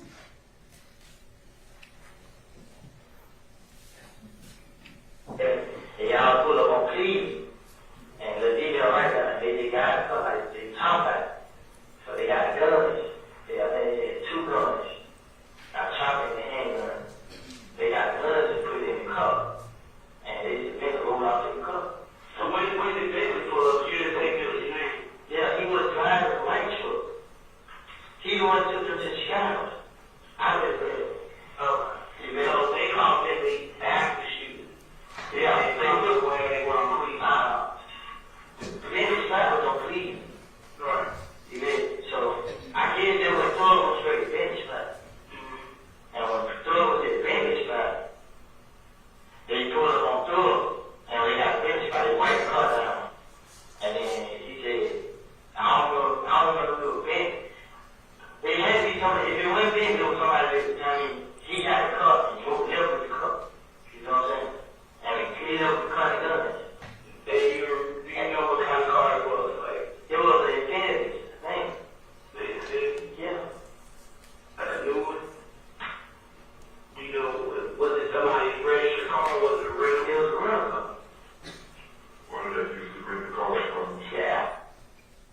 And when he finishes, he's at the airport. Now, what he's doing right now, I know when you get to the store, they come put down there. They took the guns in the car, OG Rent, no better, capture. They gave him guns in the car. What did he do with it? He hid the gun and they took him for that. Do you know where he hid the gun at? I don't know where he hid the gun. I know they took his spot, please. You know where it is? His spot? Yeah, I don't know that address. It's on Oak Drive. Oak Drive? Yeah. Y'all saw the address I showed y'all, right? It's on Oak Drive. That's Bentley's spot. And isn't it ironic that that's where the guns was kept in April when Dexter Montgomery, when they went and shot up Dexter Montgomery, they got all the guns from Bentley's spot. Bentley keep the guns. That's what happened here. When we talk about interrelatedness, this is the interrelatedness that we are talking about. The same location, you drop one gun off, you pick one gun up. That's what happened. That's what Walter Murphy, I'm not even going to play the clip, but that's what Walter Murphy told you back when he was interviewed in July about OG Bentley's spot. You think that that's ironic that both Copeland and Zachary talk about the guns going? Oh, and the phone records corroborate that all the phones was at Bentley house right after the murder? All of those things are corroboration. That's evidence.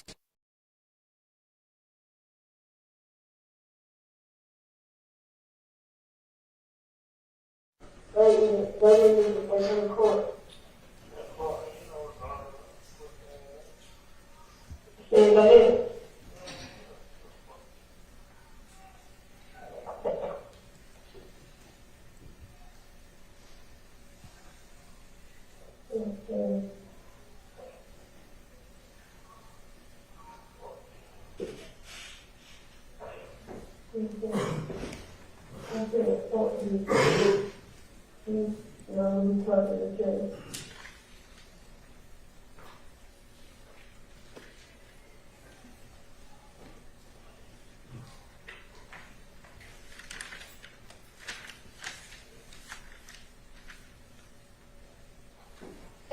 And I know this is kind of faint, but I'm going to tell you what he says in this call. Let me give you a little background about this call. This is November 19, 2015. This is after his preliminary hearing. Y'all heard about the preliminary hearing, right? And you heard them talk about the fact that a couple things, that they didn't talk about witnesses by name. They said about witness number 1 and witness number 2. This is what he says. Fuck D. Fuck them niggas, bruh. All that fake friend shit. Fuck nigga. He know what's going on. Pussy ass nigga. That's what he said. Fuck niggas a rat. He ain't say he lied on me. He said he a rat. I just went to court and they let everything out. That fuck nigga a rat. Him, Woody, and the other little D. Bitch, you in love with a rat, hoe. That's anger. Why? Because you just heard that your friends, because you didn't really know it was them, but it said witness 1 and witness 2, you were able to infer that your friends told the police about what you did the night of Donovan Thomas's murder. These are his words. He didn't say, yo, them dudes, I went to my prelim and they lied on me. He didn't say, oh man, they I don't know where they got this information from. He said they a rat. Because what do rats do? They tell. And he was angry that his voice would tell what he did. Let's talk about they songs.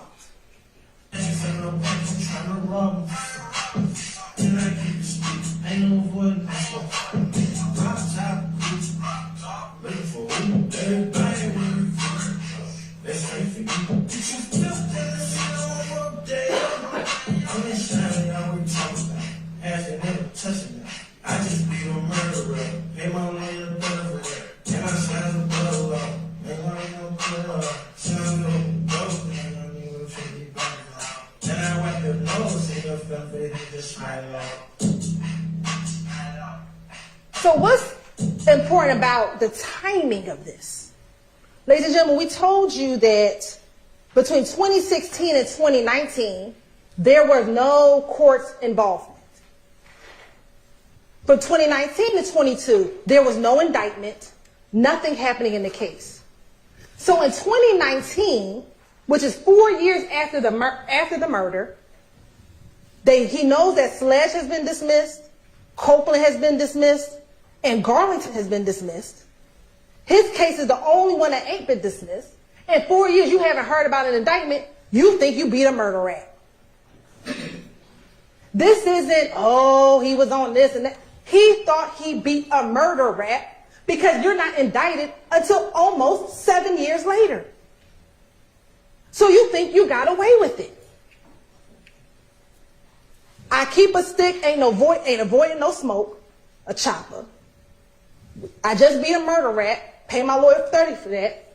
Me and my slimes above the law, I know it's mumbling, but he said, we don't work in court at all. And I'll wipe your nose, send your family's face, and just smile it off. Some of these things he repeats in multiple songs.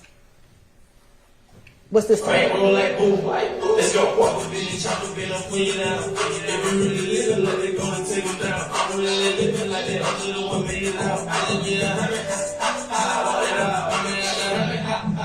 Walk them down. And anybody get it, can show me.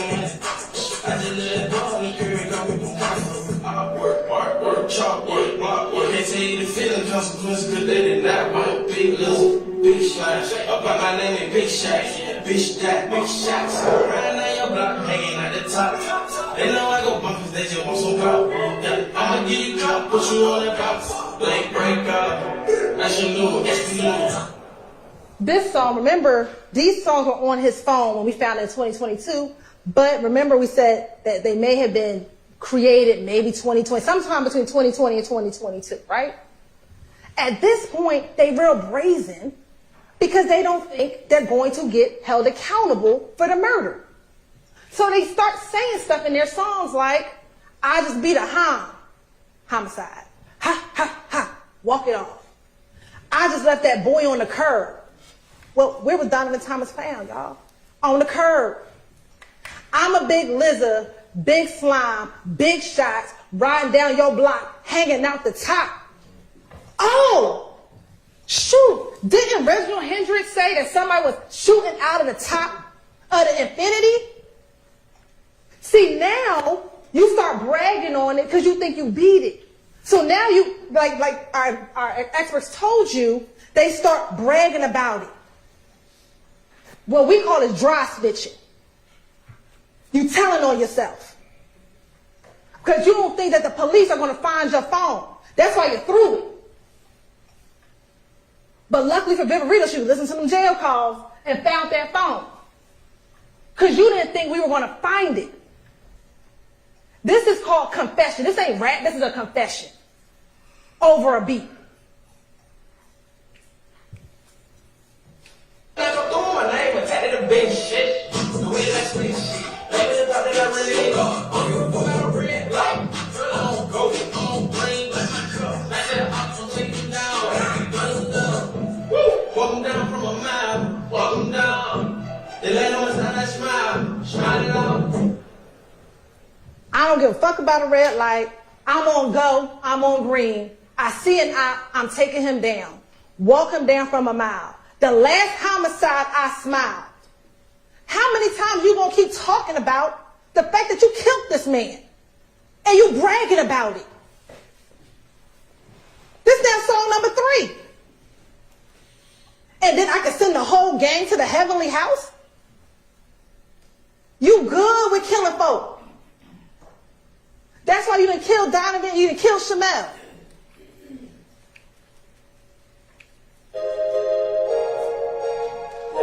I ain't even gonna play the song. Let's just talk about the words. Dodging all your shots, and I'm watching my eyes.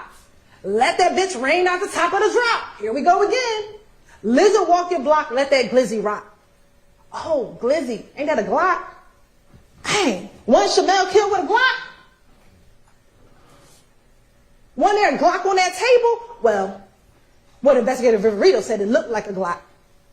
And I found it interesting because we're gonna get to Shymel soon. We're about to get to Shymel. He said that Shannon wasn't linked to the 40, but he linked to having guns thrown away. That's what he did in 2015. He's linked to the gun that was probably in the house an hour before he killed Shymel, sitting on the table in front of him.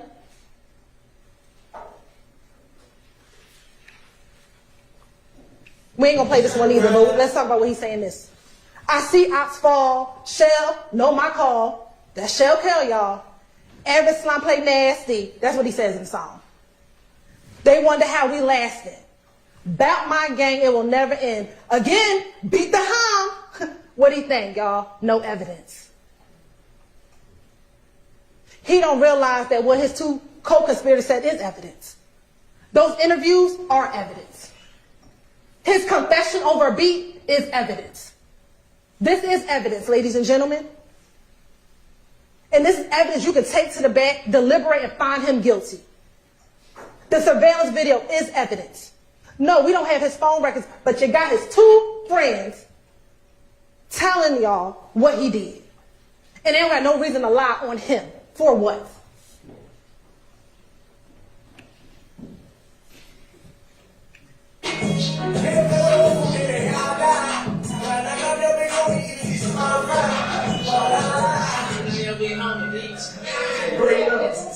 What he say? That's why we popped off your big homie, bitch. Donovan Thomas was the big homie. There was no need for that ad lib at the end of the song. But again, in 2020, they brazen. They have the audacity to think that they can just brag about killing somebody and no one's going to hold them accountable. That's what they're doing in 2020.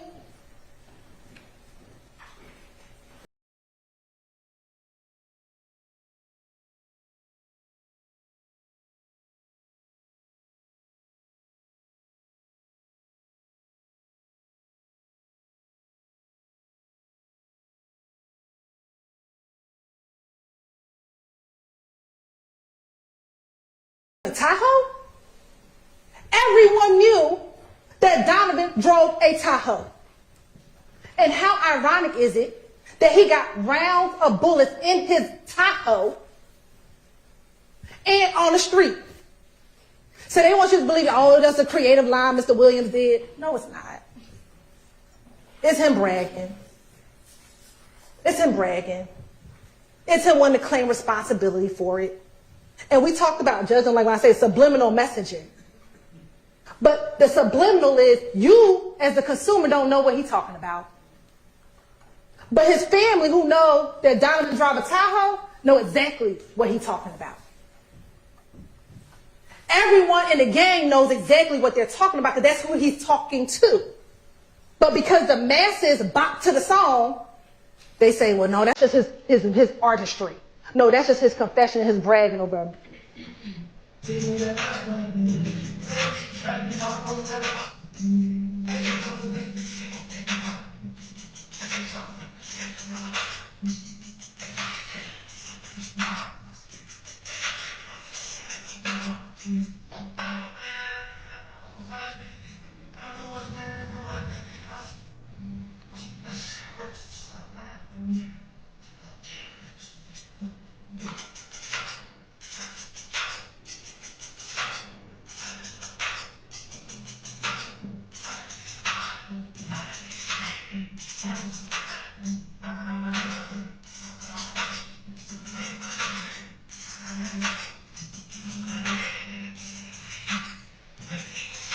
Let's talk about the symbolism in that video. When he says we know how to kill the biggest kitten of all kitties, what do you got crawling up on him? A snake. They sign. That is a subliminal message to everyone else. Yeah, we did that. What's at the end? He got a rat going down his mouth because they eat rats. They eat the people who snitch on them.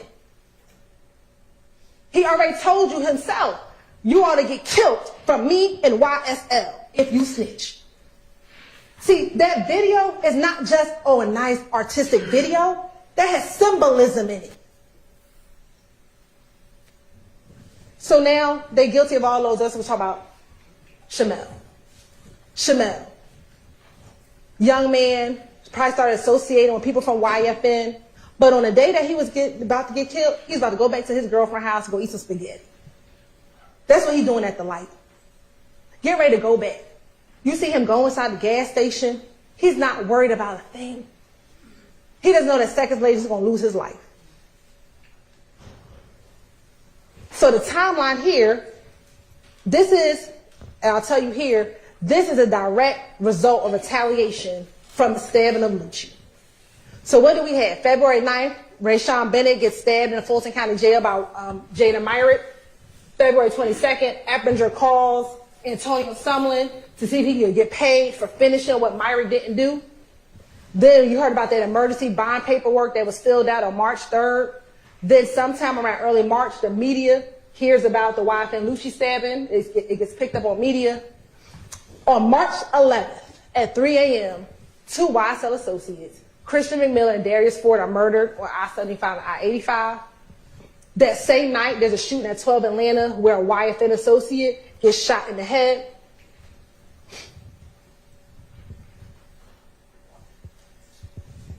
On March 12th, there's a shootout on Cleveland Avenue with Demekion Garlington and the Ops. On March 12th, there's a 911 call shooting at 2830 Waters Road. March 14th, Shannon Stillwell rents the Audi A5 and puts dark tints on all the windows. March 14th, 10 o'clock, is the murder of Shymel Drinks. On March 16th, the shooting at Waters Road, where investigator Rita comes out. March 17th, there's a search of Waters Road where everything is taken out except for a few guns that they left behind. And then Stillwell and Nichols are arrested.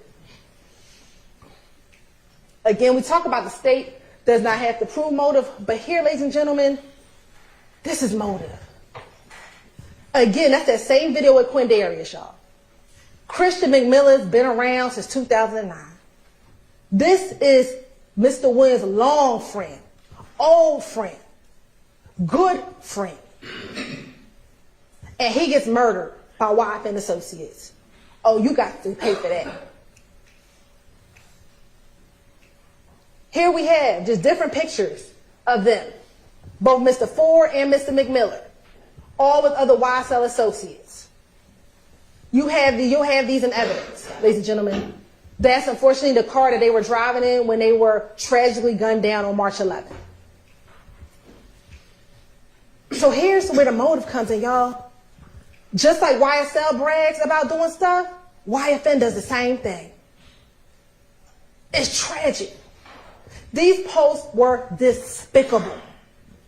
That post crossing out that young girl's daddy and saying that, despicable. But that's the type of stuff that gangs do, right? To keep nudging each other. Well, that would make you mad. You see how heartbroken YSL was for the death of Mr. McMillan and Mr. Ford. They were devastated. These are all different YSL members posting them because they were devastated. And that's where revenge kicks in. That is Mr. Stillwell's post. I ain't gonna be the only one crying. Nope, you're right. The Drinks family crying. Because he had to make sure. And then what does he say here? Just rest, Mac, I got you, man. Crying emoji, broken heart, taped up heart, devil emoji. He was ready to go op hunting. I know that was in January, but that just goes to show you he already knew how to be on the prowl. He already knew how to go op hunting. And this is what Demekion say on the wiretap on about March 11th and March 12th. March 12th. I ain't talking about the AV. Oh, AV. Yeah, you know he don't know. Yeah. You know what he on. He on looking for them folks who killed our boys. That's what he on. So, stick it up. Everybody asked me when it looks like something in the big head, and just said we went and looked for it when it was coming down. Okay. I said, nobody. Yeah, I know. Well, I'm gonna leave that. Leave it alone. Leave it alone. Huh? background shit. Sounds like, So that shit. I'm saying, what it does. Sometimes he'll come pick me up. Shit, that was on. Yeah. Yeah. Next time, me and Rob, I said, man, Rob, don't get no coat. Yeah. I tried that shit yesterday with a nigga on that now. Yeah. Yeah. Same shit. We all the proud. We looking. We went because we need to go find them folks who killed our boys. So we out hunting. Let's go rent this car. Now, you know, this notion that they rented the car because Taisha got into the gunfight. Well, she got into the gunfight on March 9th. So she got into the gunfight on March 9th. Why y'all just renting the car on March 9th? They rent the car on March 14th. Oh, here we go. And what do? Immediately go to the tent place to go get the rental car tinted. Well, why do you do that when you're op hunting? Because the ops don't know what kind of car you in. So you can disguise yourself in this Audi because they don't know you in it. So they're not suspecting you. That's not the car that they're used to. So when you go op hunting, you got to switch the car out because they're not expecting to find you in the car. And then you get tents, but not just regular tents, y'all, like dark black tents. Like you can't see nothing. Some may say those are not the tents you're ever allowed to have on your car. Why? Because you op hunting. What do we know about Shell Kell and Demikian Grimes on social media? What does investigative Rito tell you? That because she was following both pages, she could see who followed who, and Demikian followed Kelvin Wise. So what post do we see? This post was posted, I believe, on March 13th. And it's a picture of Mr. Drinks, Jasper Walters, and Kelvin Wise. And Shell Kell reposted it with the 2 shells, the zipper lip, and the black heart. And I guess for Mr. Stillwell and Mr. Garner, there must be a confession. Because this is the post that got Mr. Drinks killed. Because remember, no one knew who Mr. Drinks was. The investigators didn't know. When you listen to some of the wiretaps y'all listen to, they didn't know. So this post is the post that gets him killed. Not any verification, not that you should have been killing anybody anyway, but no verification whether or not they actually did or anything. But because Shell Kell posted 2 shells, a zip lip, and a black heart, that was Mr. Drinks' death sentence. Op hunted. The reason why we took this picture, y'all, is if you remember from the video, and we're going to look at the video in a moment, Shannon was parked about right here in the Audi. And we know that because you see him when he comes in. If you watch the videos, you see when he comes in. Remember that Mr. Drinks pulled up to this pump. No, this pump. They had the best vantage point to see when Mr. Drinks came in, when he walked into the store, when he walked back out the store, and when he pulled off.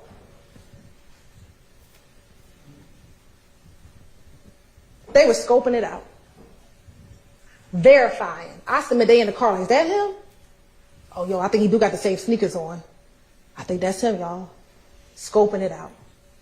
Sit back. Watching it. Let's watch the video.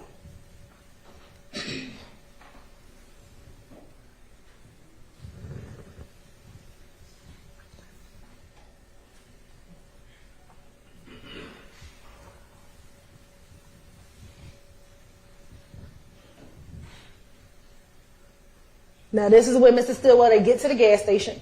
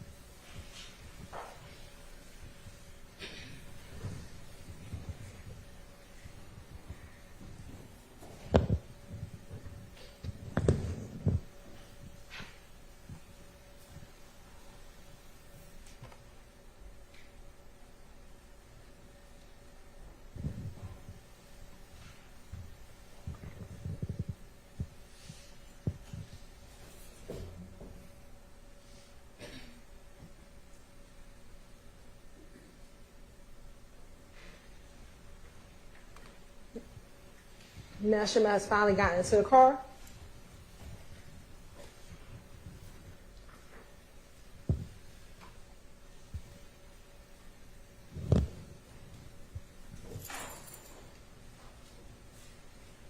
And I submit this is what's happening.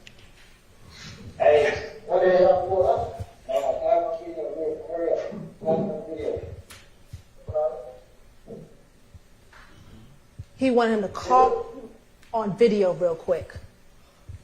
Call him on FaceTime real quick. You know what happens on FaceTime. You've heard testimony about what happens on FaceTime. What happens on FaceTime is that is when criminal activity is planned because they think that FaceTime, you cannot track it. Now watch as Mr. Drinks pulls out of the gas station. They have been sitting there for minutes, y'all. Y'all been watching this video like, what we gonna do next? That's how long we've been sitting here.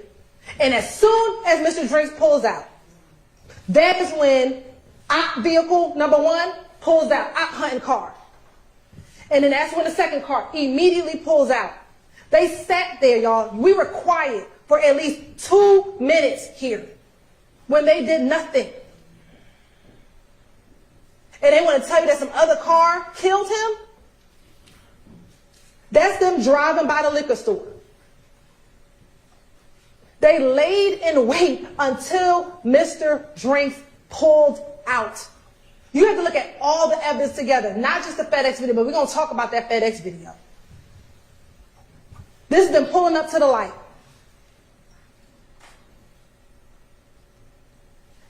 You see there's somebody walking on the street, walking this way towards the gas station. Here go the 3 cars pulling up at the light. Ladies and gentlemen, you can't see it here, but we know that there's a red light. Shannon and Nichols are stopped at the red light. They stop.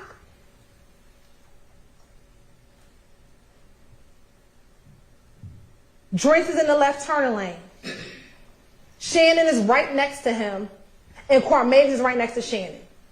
Y'all now see the traffic going in the opposite direction that they are in. Then you see Nichols pull up. I'm just going to submit that this car stops here. This car, I think, saw what happened. Because he stops a little behind it, like, whoa. You had the person walking down the street.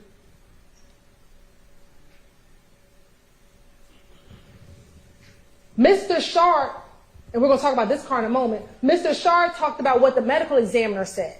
What she said was there will be no conscious movement. She didn't say anything about unconscious movement. Because that is what you see with the brake lights, y'all. No, he could not consciously say, let me go.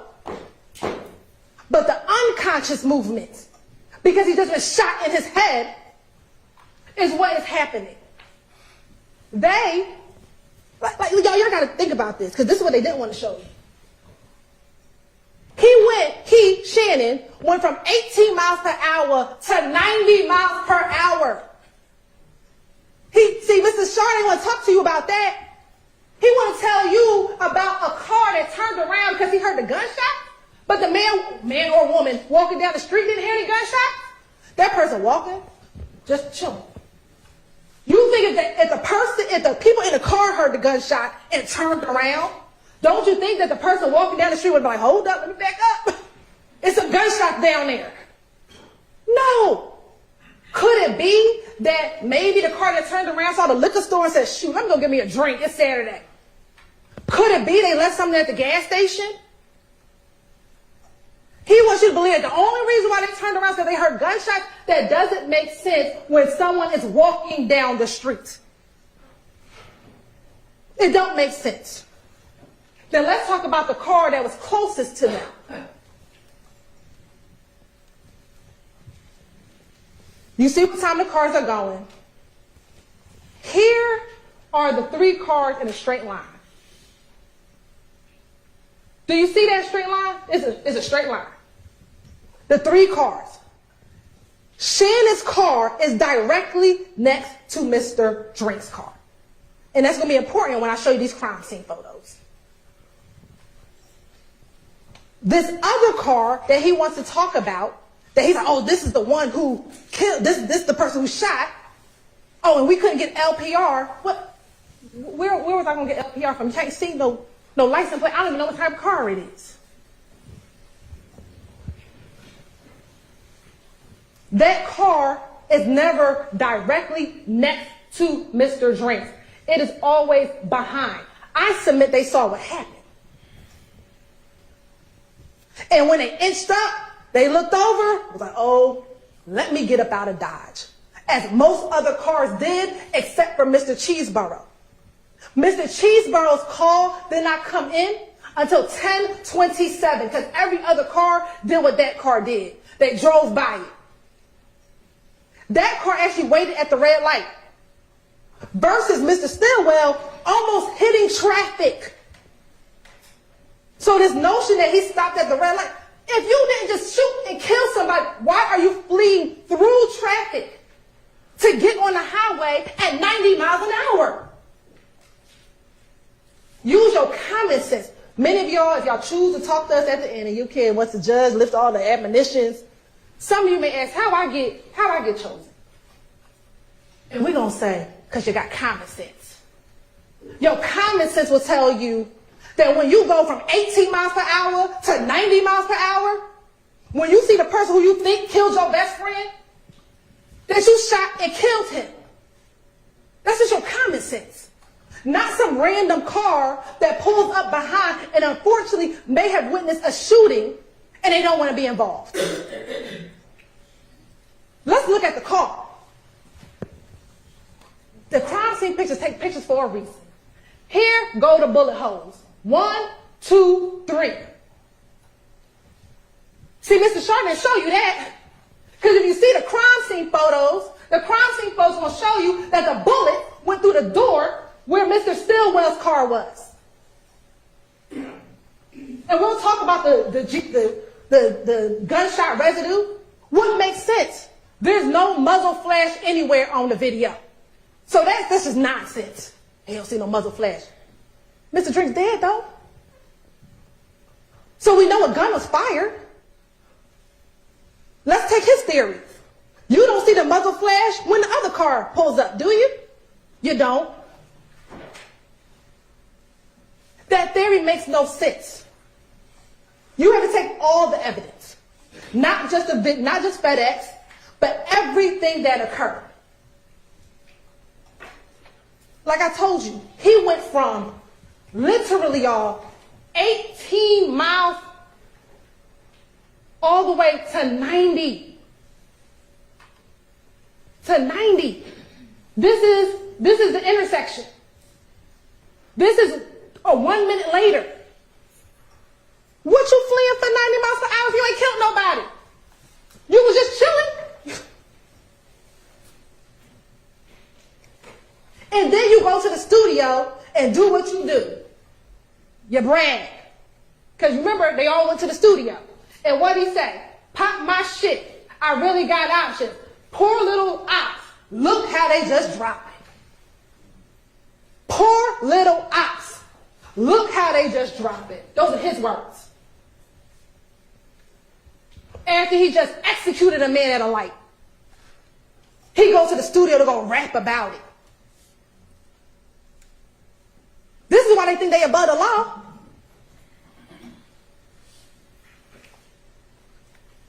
This is what Demekian say afterwards.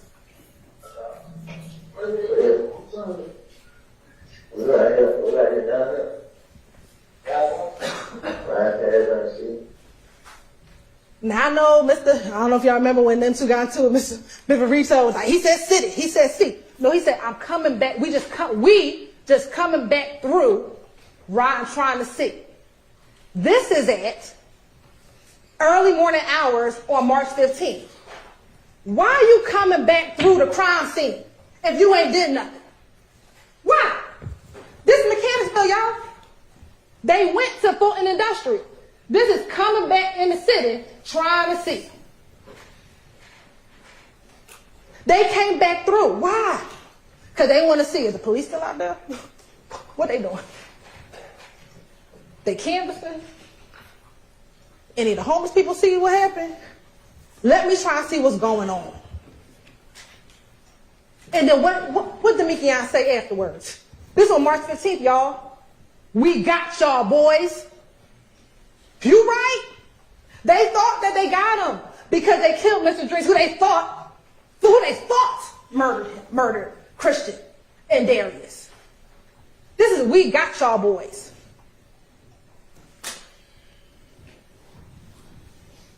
Here's a direct response to the shooting. Remember, this on March 16th.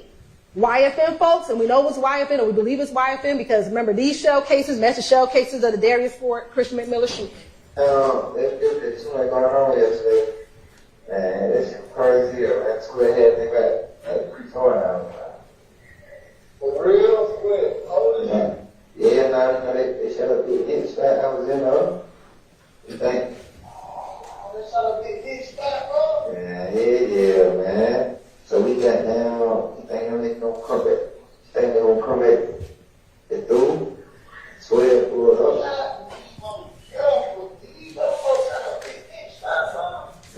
Yeah, I'm gonna come to the window. You know, I was in the living room waiting for the head, but nobody can eat. And you know what one did, what y'all know is, bro. Yeah, for sure. What'd he say? They shot a big Nick spot because their boy got killed in Mechanicsville. Again, the streets know before we know. But how did we find out? Because their house got shot up. And I don't know why they wear the same clothes. I have no idea. I don't know why they didn't want to change their clothes, but they decided they wanted to be in their same clothes for 2 days. I don't know. But they did. And that's how they found out. Remember what Investigator Hogan said, Investigator Flores, they didn't know really what happened on the night of.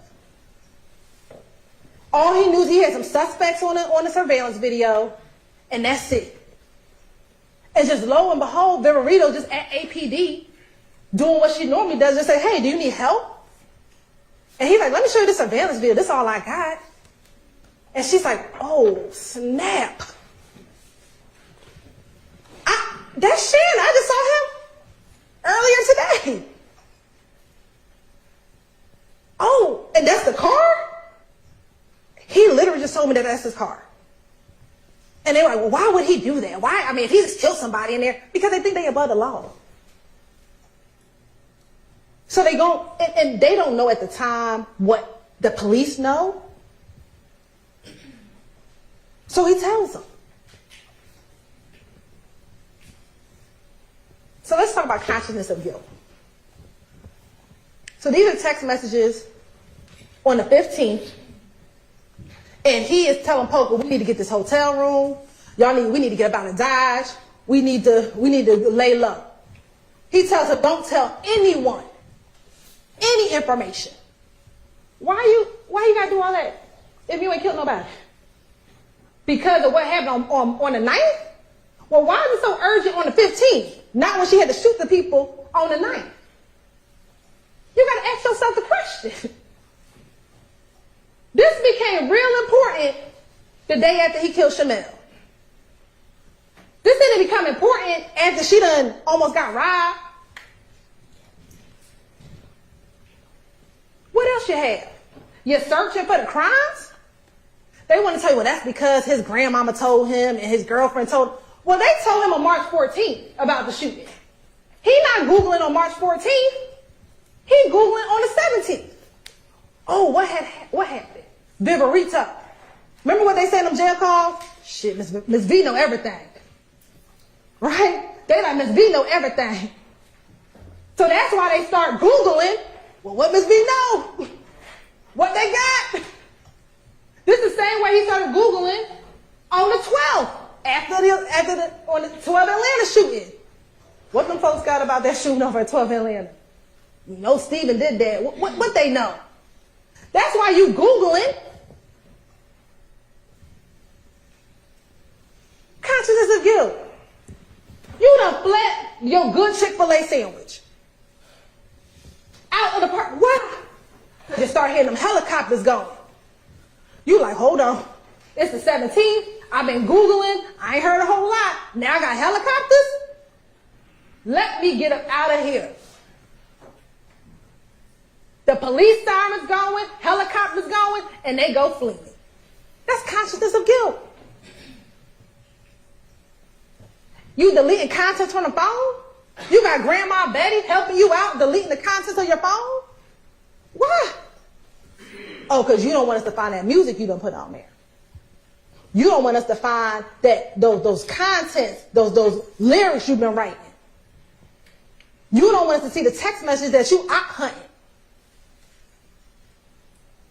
You got your, I don't know if it's a little brother, little cousin, I'm not going to play the call for you, but that's that call where Grandma Betty's like, you better hurry up and get home. You know what you got to do. Them folks got the phone. Why are we deleting the stuff? And it's not because of poker, because they didn't delete it until Viverito got the phone. He ain't want poker to have the phone. We started deleting it when the police got the phone.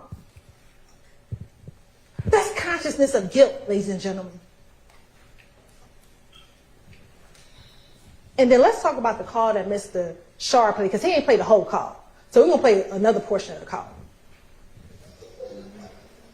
What's up, bro? What's up?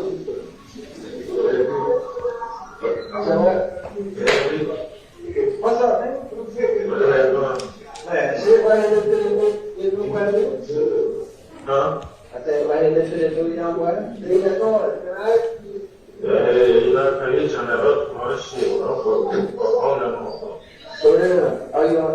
Oh, this is another one? No, this Yeah, that was that. Yeah, bro. I know. I did. Mine just like this time. I said, that's what you're right. I told him. I really corresponded, so I just like, yeah. I can't, man. I'm for tripping on that motherfucker. For real, man.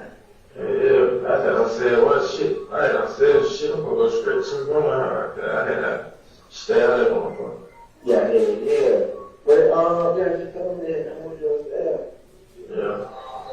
When I like that was gonna go up and down. No, I want to know it's free. You afraid? Yeah. Oh, yeah, sure. Yeah. And they go for it. They go. Yeah, damn. Somebody said, Q-Rock, what that was your room? Yeah, T-Rock was downstairs. Yeah, somebody that bro down there with it, but Q-Rock, I ain't no Q-Rock like that. Yeah. What the hell, what's up, Tunk, man? Man, Tunk crazy. What is that? Just Tunk crazy, man. Nah, I don't know shit, man. You talking crazy right now? Nah, it's about me, it's about wild shit. But I ain't heard of that. Yeah, it's a lot of shit. So, boy, Yeah. had me blow. They blow? Had me blow. Oh, yeah, I ain't talked on that. I'm talking to the country either now. Yeah. Yeah, you can ask me like what's going on. I'm like, yeah, I don't know. Yeah. What the hell? Damn, bro. Everybody was smooth. Yeah, I know it. I know that. They just got them. They on mild. Yeah. Cause I don't know why the fuck you can get that car.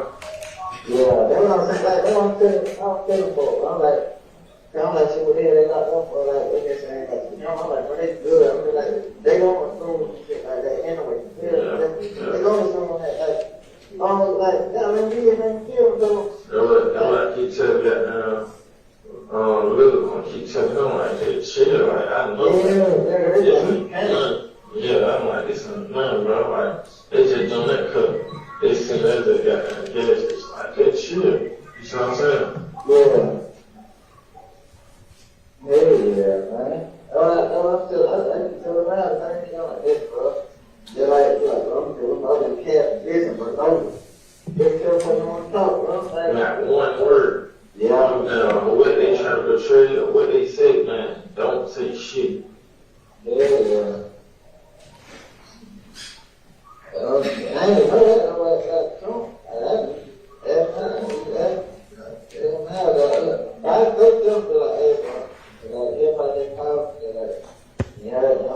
Oh shit, I'm like, I keep contact with, you know what I'm saying, it's April. I ain't telling him, I'm like, you don't understand that anyway. I ain't doing that anyway.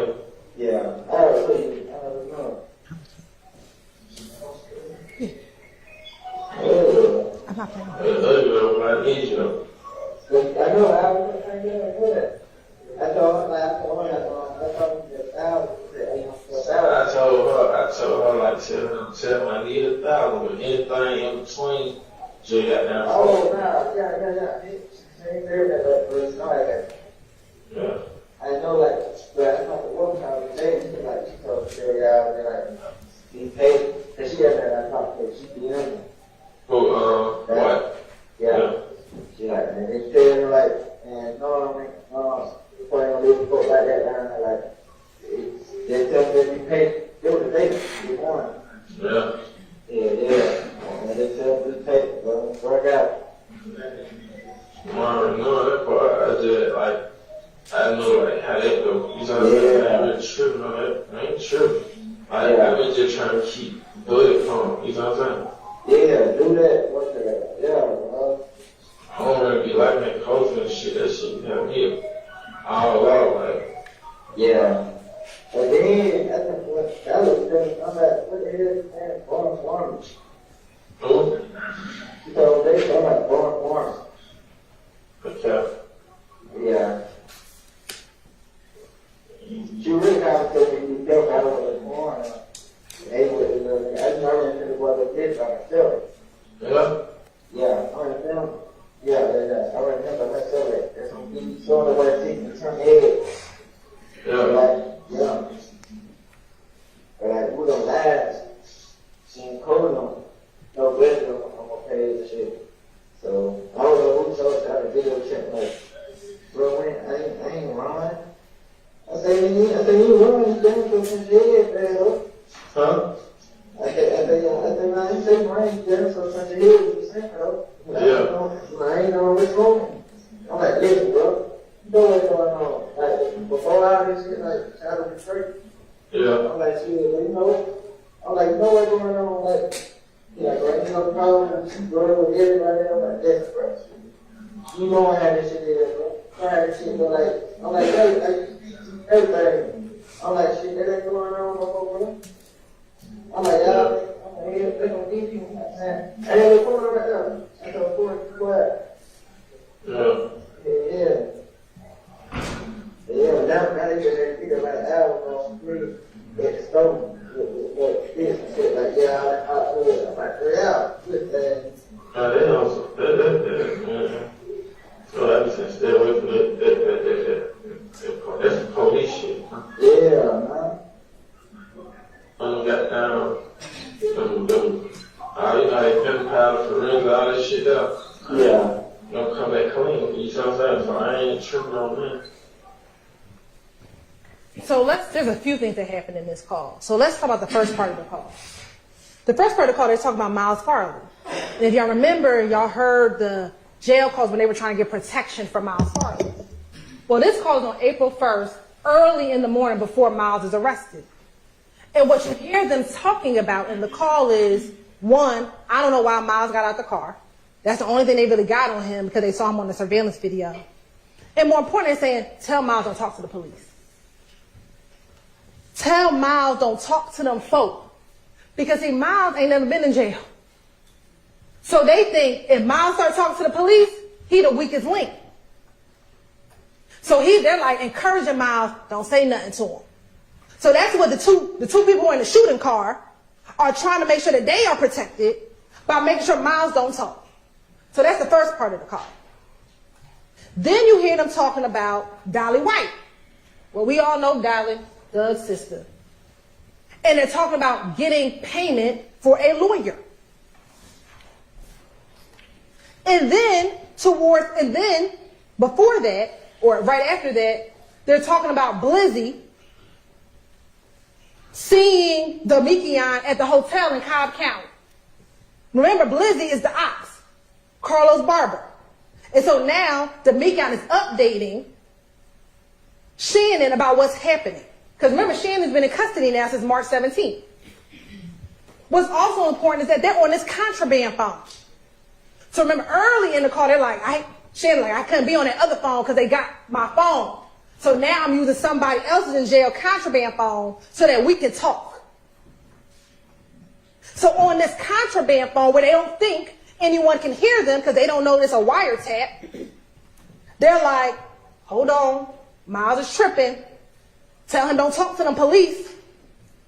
He said the other boy tripping too. I submit he's talking about Carmavius Nichols. He said, I'm just trying to keep Buddy calm. Because remember, at this time, only 2 people are locked up. Shannon and Cormarvius. Miles is not locked up, and we have not confirmed that DeMarco Boyer is a part of this. So he's trying to keep Quay down, trying to keep Miles from snitching, and that's what they're talking about. Then towards the end of the call, and I know Mr. Shaw tried to flip this, but he says, if they get my car, it's going to be clean. Because there ain't going to be no GSR in it. Who says that? And let's see. Did he go get the car clean? He did. These circles, and y'all going to have these pictures in the back, are watermarks. You see, they ain't do a good job cleaning it, but it's watermarks dripping. On the dashboard, over here, over here. Because he got the car clean. See, he thought, maybe in his mind, that the gunshot residue might be on the dashboard. It might be over here. Because he shot that gun out the window. He ain't shoot the gun in the car. Go look back at the trajectory and he could not have shot in the car. He had to shoot out the car because the bullet had to go through the car, through the window, into Shymel Drinks. I submit he not inside the car like, ping, ping. That's not what he's doing. He gonna put his hand out the car and he gonna shoot. So when he's talking about they gonna wipe the car, it's gonna be clean, because that's what he think the gunshot residue gonna be. And what did Mr. Colvin tell you? He said, I dabbed, I took 2 dabs. I think he said he took about 8 or 16 dabs, but I didn't dab the entire headliner. He said there could be portions that had it. That's just not what I tested. You saw how big the headliner was. We pulled it out the bag for you.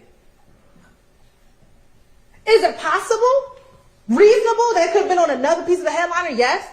Or is it reasonable that all of the gunshot residue went out the car? Because remember what he said. He said it's going to be a poof, but it's going to go in the direction of the bullet. You might have some blowback, but not a whole lot, unless the shooting happened in the car. The shooting didn't happen in the car. Therefore, it's not going to be a whole bunch of gunshot residue inside of the car. Remember, we asked him, is there going to be a distinction between the two? He said there's going to be way more gunshot residue if, say, Damikian or someone in the car fired. But if the gun is outside the car window, it's going to blow back a little, not a lot. It's going to go towards the direction of the gun, or of the bullet. But that would be towards the direction of Mr. Drinks. So any gunshot residue, he thought he wiped down. That's why he says that on a contraband call to his co-conspirator, who they both killed, Shymel. Don't worry about it, bro. If nothing else, when they got the car, don't worry about that gunshot residue. We cleaned that. That's why he wanted to extend the car rental. He extended the car rental on March 15th. He had to. He couldn't take the car back. By this time, I got to get that thing cleaned down. We got to do something with it. He probably going to try to get rid of it. But we called him on the 17th. He ain't have enough time.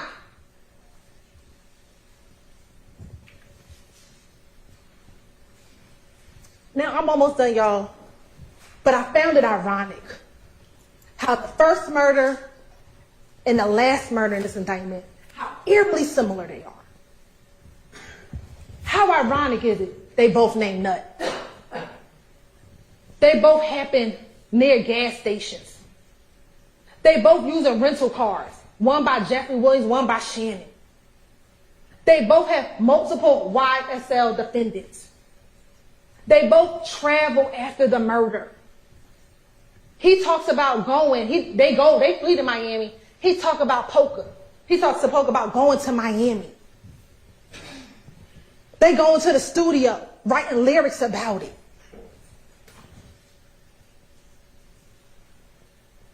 They're both, Shymel and Donovan are affiliated, associated with YFN. But they want you to believe that this is just two totally unrelated cases. Oh, and Shannon is supposed to be the shooter in both of them? The one who's always on go? He says it himself, but Quindarius said it too. The one who wants to do the murder because he wants status in the game? But they want to tell you, don't believe any evidence that the state brought. Don't believe any of it.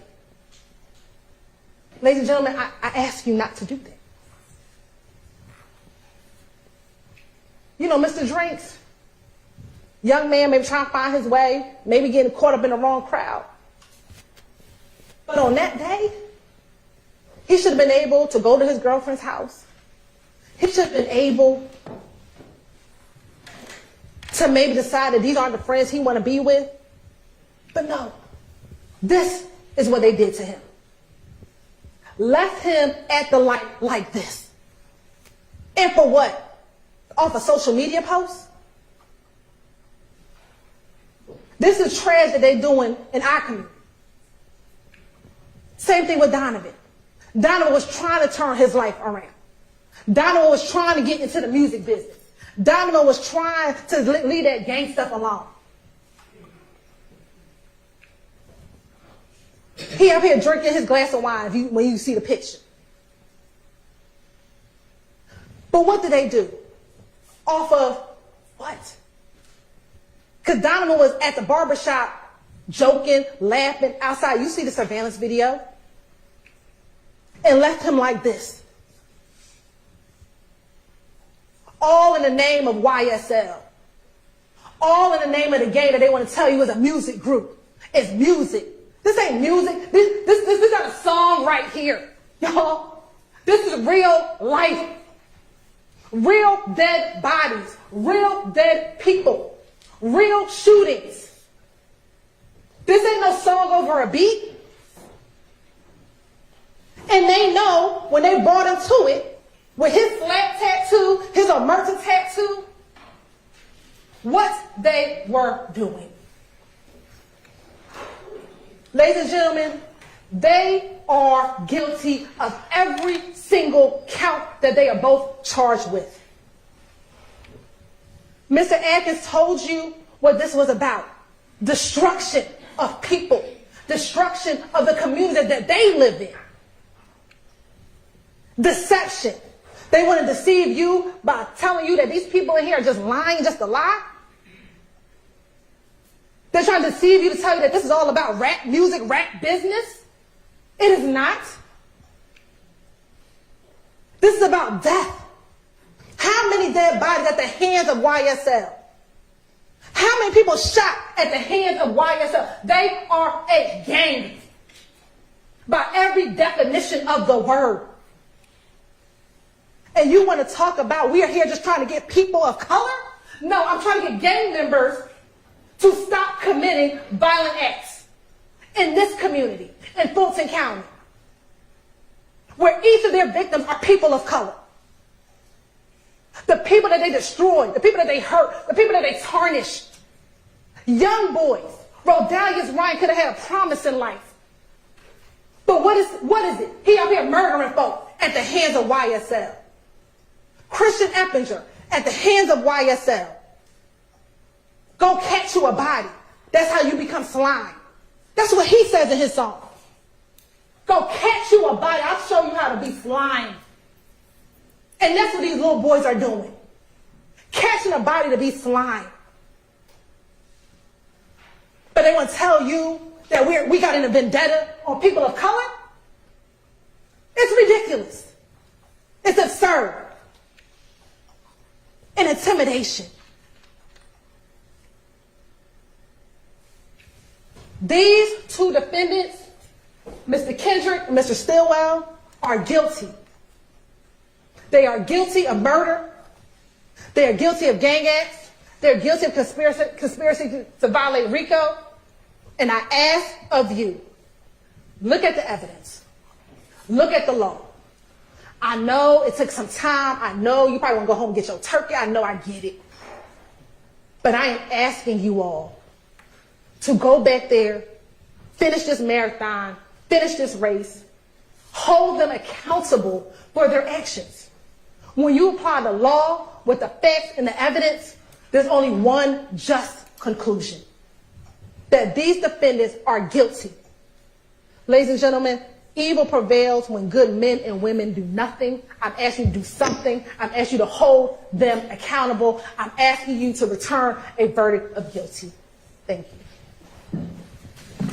All right, ladies and gentlemen, I want to thank you for your attention and your patience during this very long day. I know this was not an easy day for y'all. It's been a lot of hours here in the courtroom today, but y'all paid good attention and close attention, and everybody appreciates that. So let me give you some instructions before you return tomorrow. To maintain the integrity of this trial, remember that you must decide this case based only on the evidence admitted during the trial and the law as I will explain it to you. I have not yet given you this law. I will do that tomorrow. So it's not yet time to deliberate. Do not conduct any research on your own about this case or about any people or places mentioned during the trial, including online, through the internet, through any kind of traditional media or references, through social media, or by asking anyone anything about this case, and not from any other source, electronic or otherwise, should you get information about this case or about the law. Do not watch, read, or listen to any accounts of this trial that might appear in the news media, on social media, or through any other type of communication with anyone. In short, as I've told you before, do not seek any information, including even hypothetical questions about this case, from any source outside the confines of this courtroom. And until the deliberations begin, which is not going to be until tomorrow, after you have heard the law that applies to this case, do not discuss this case with anyone or even amongst yourselves. Do not allow anybody to discuss it with you. Remember, you all have a late start tomorrow, so I'll see y'all at 11.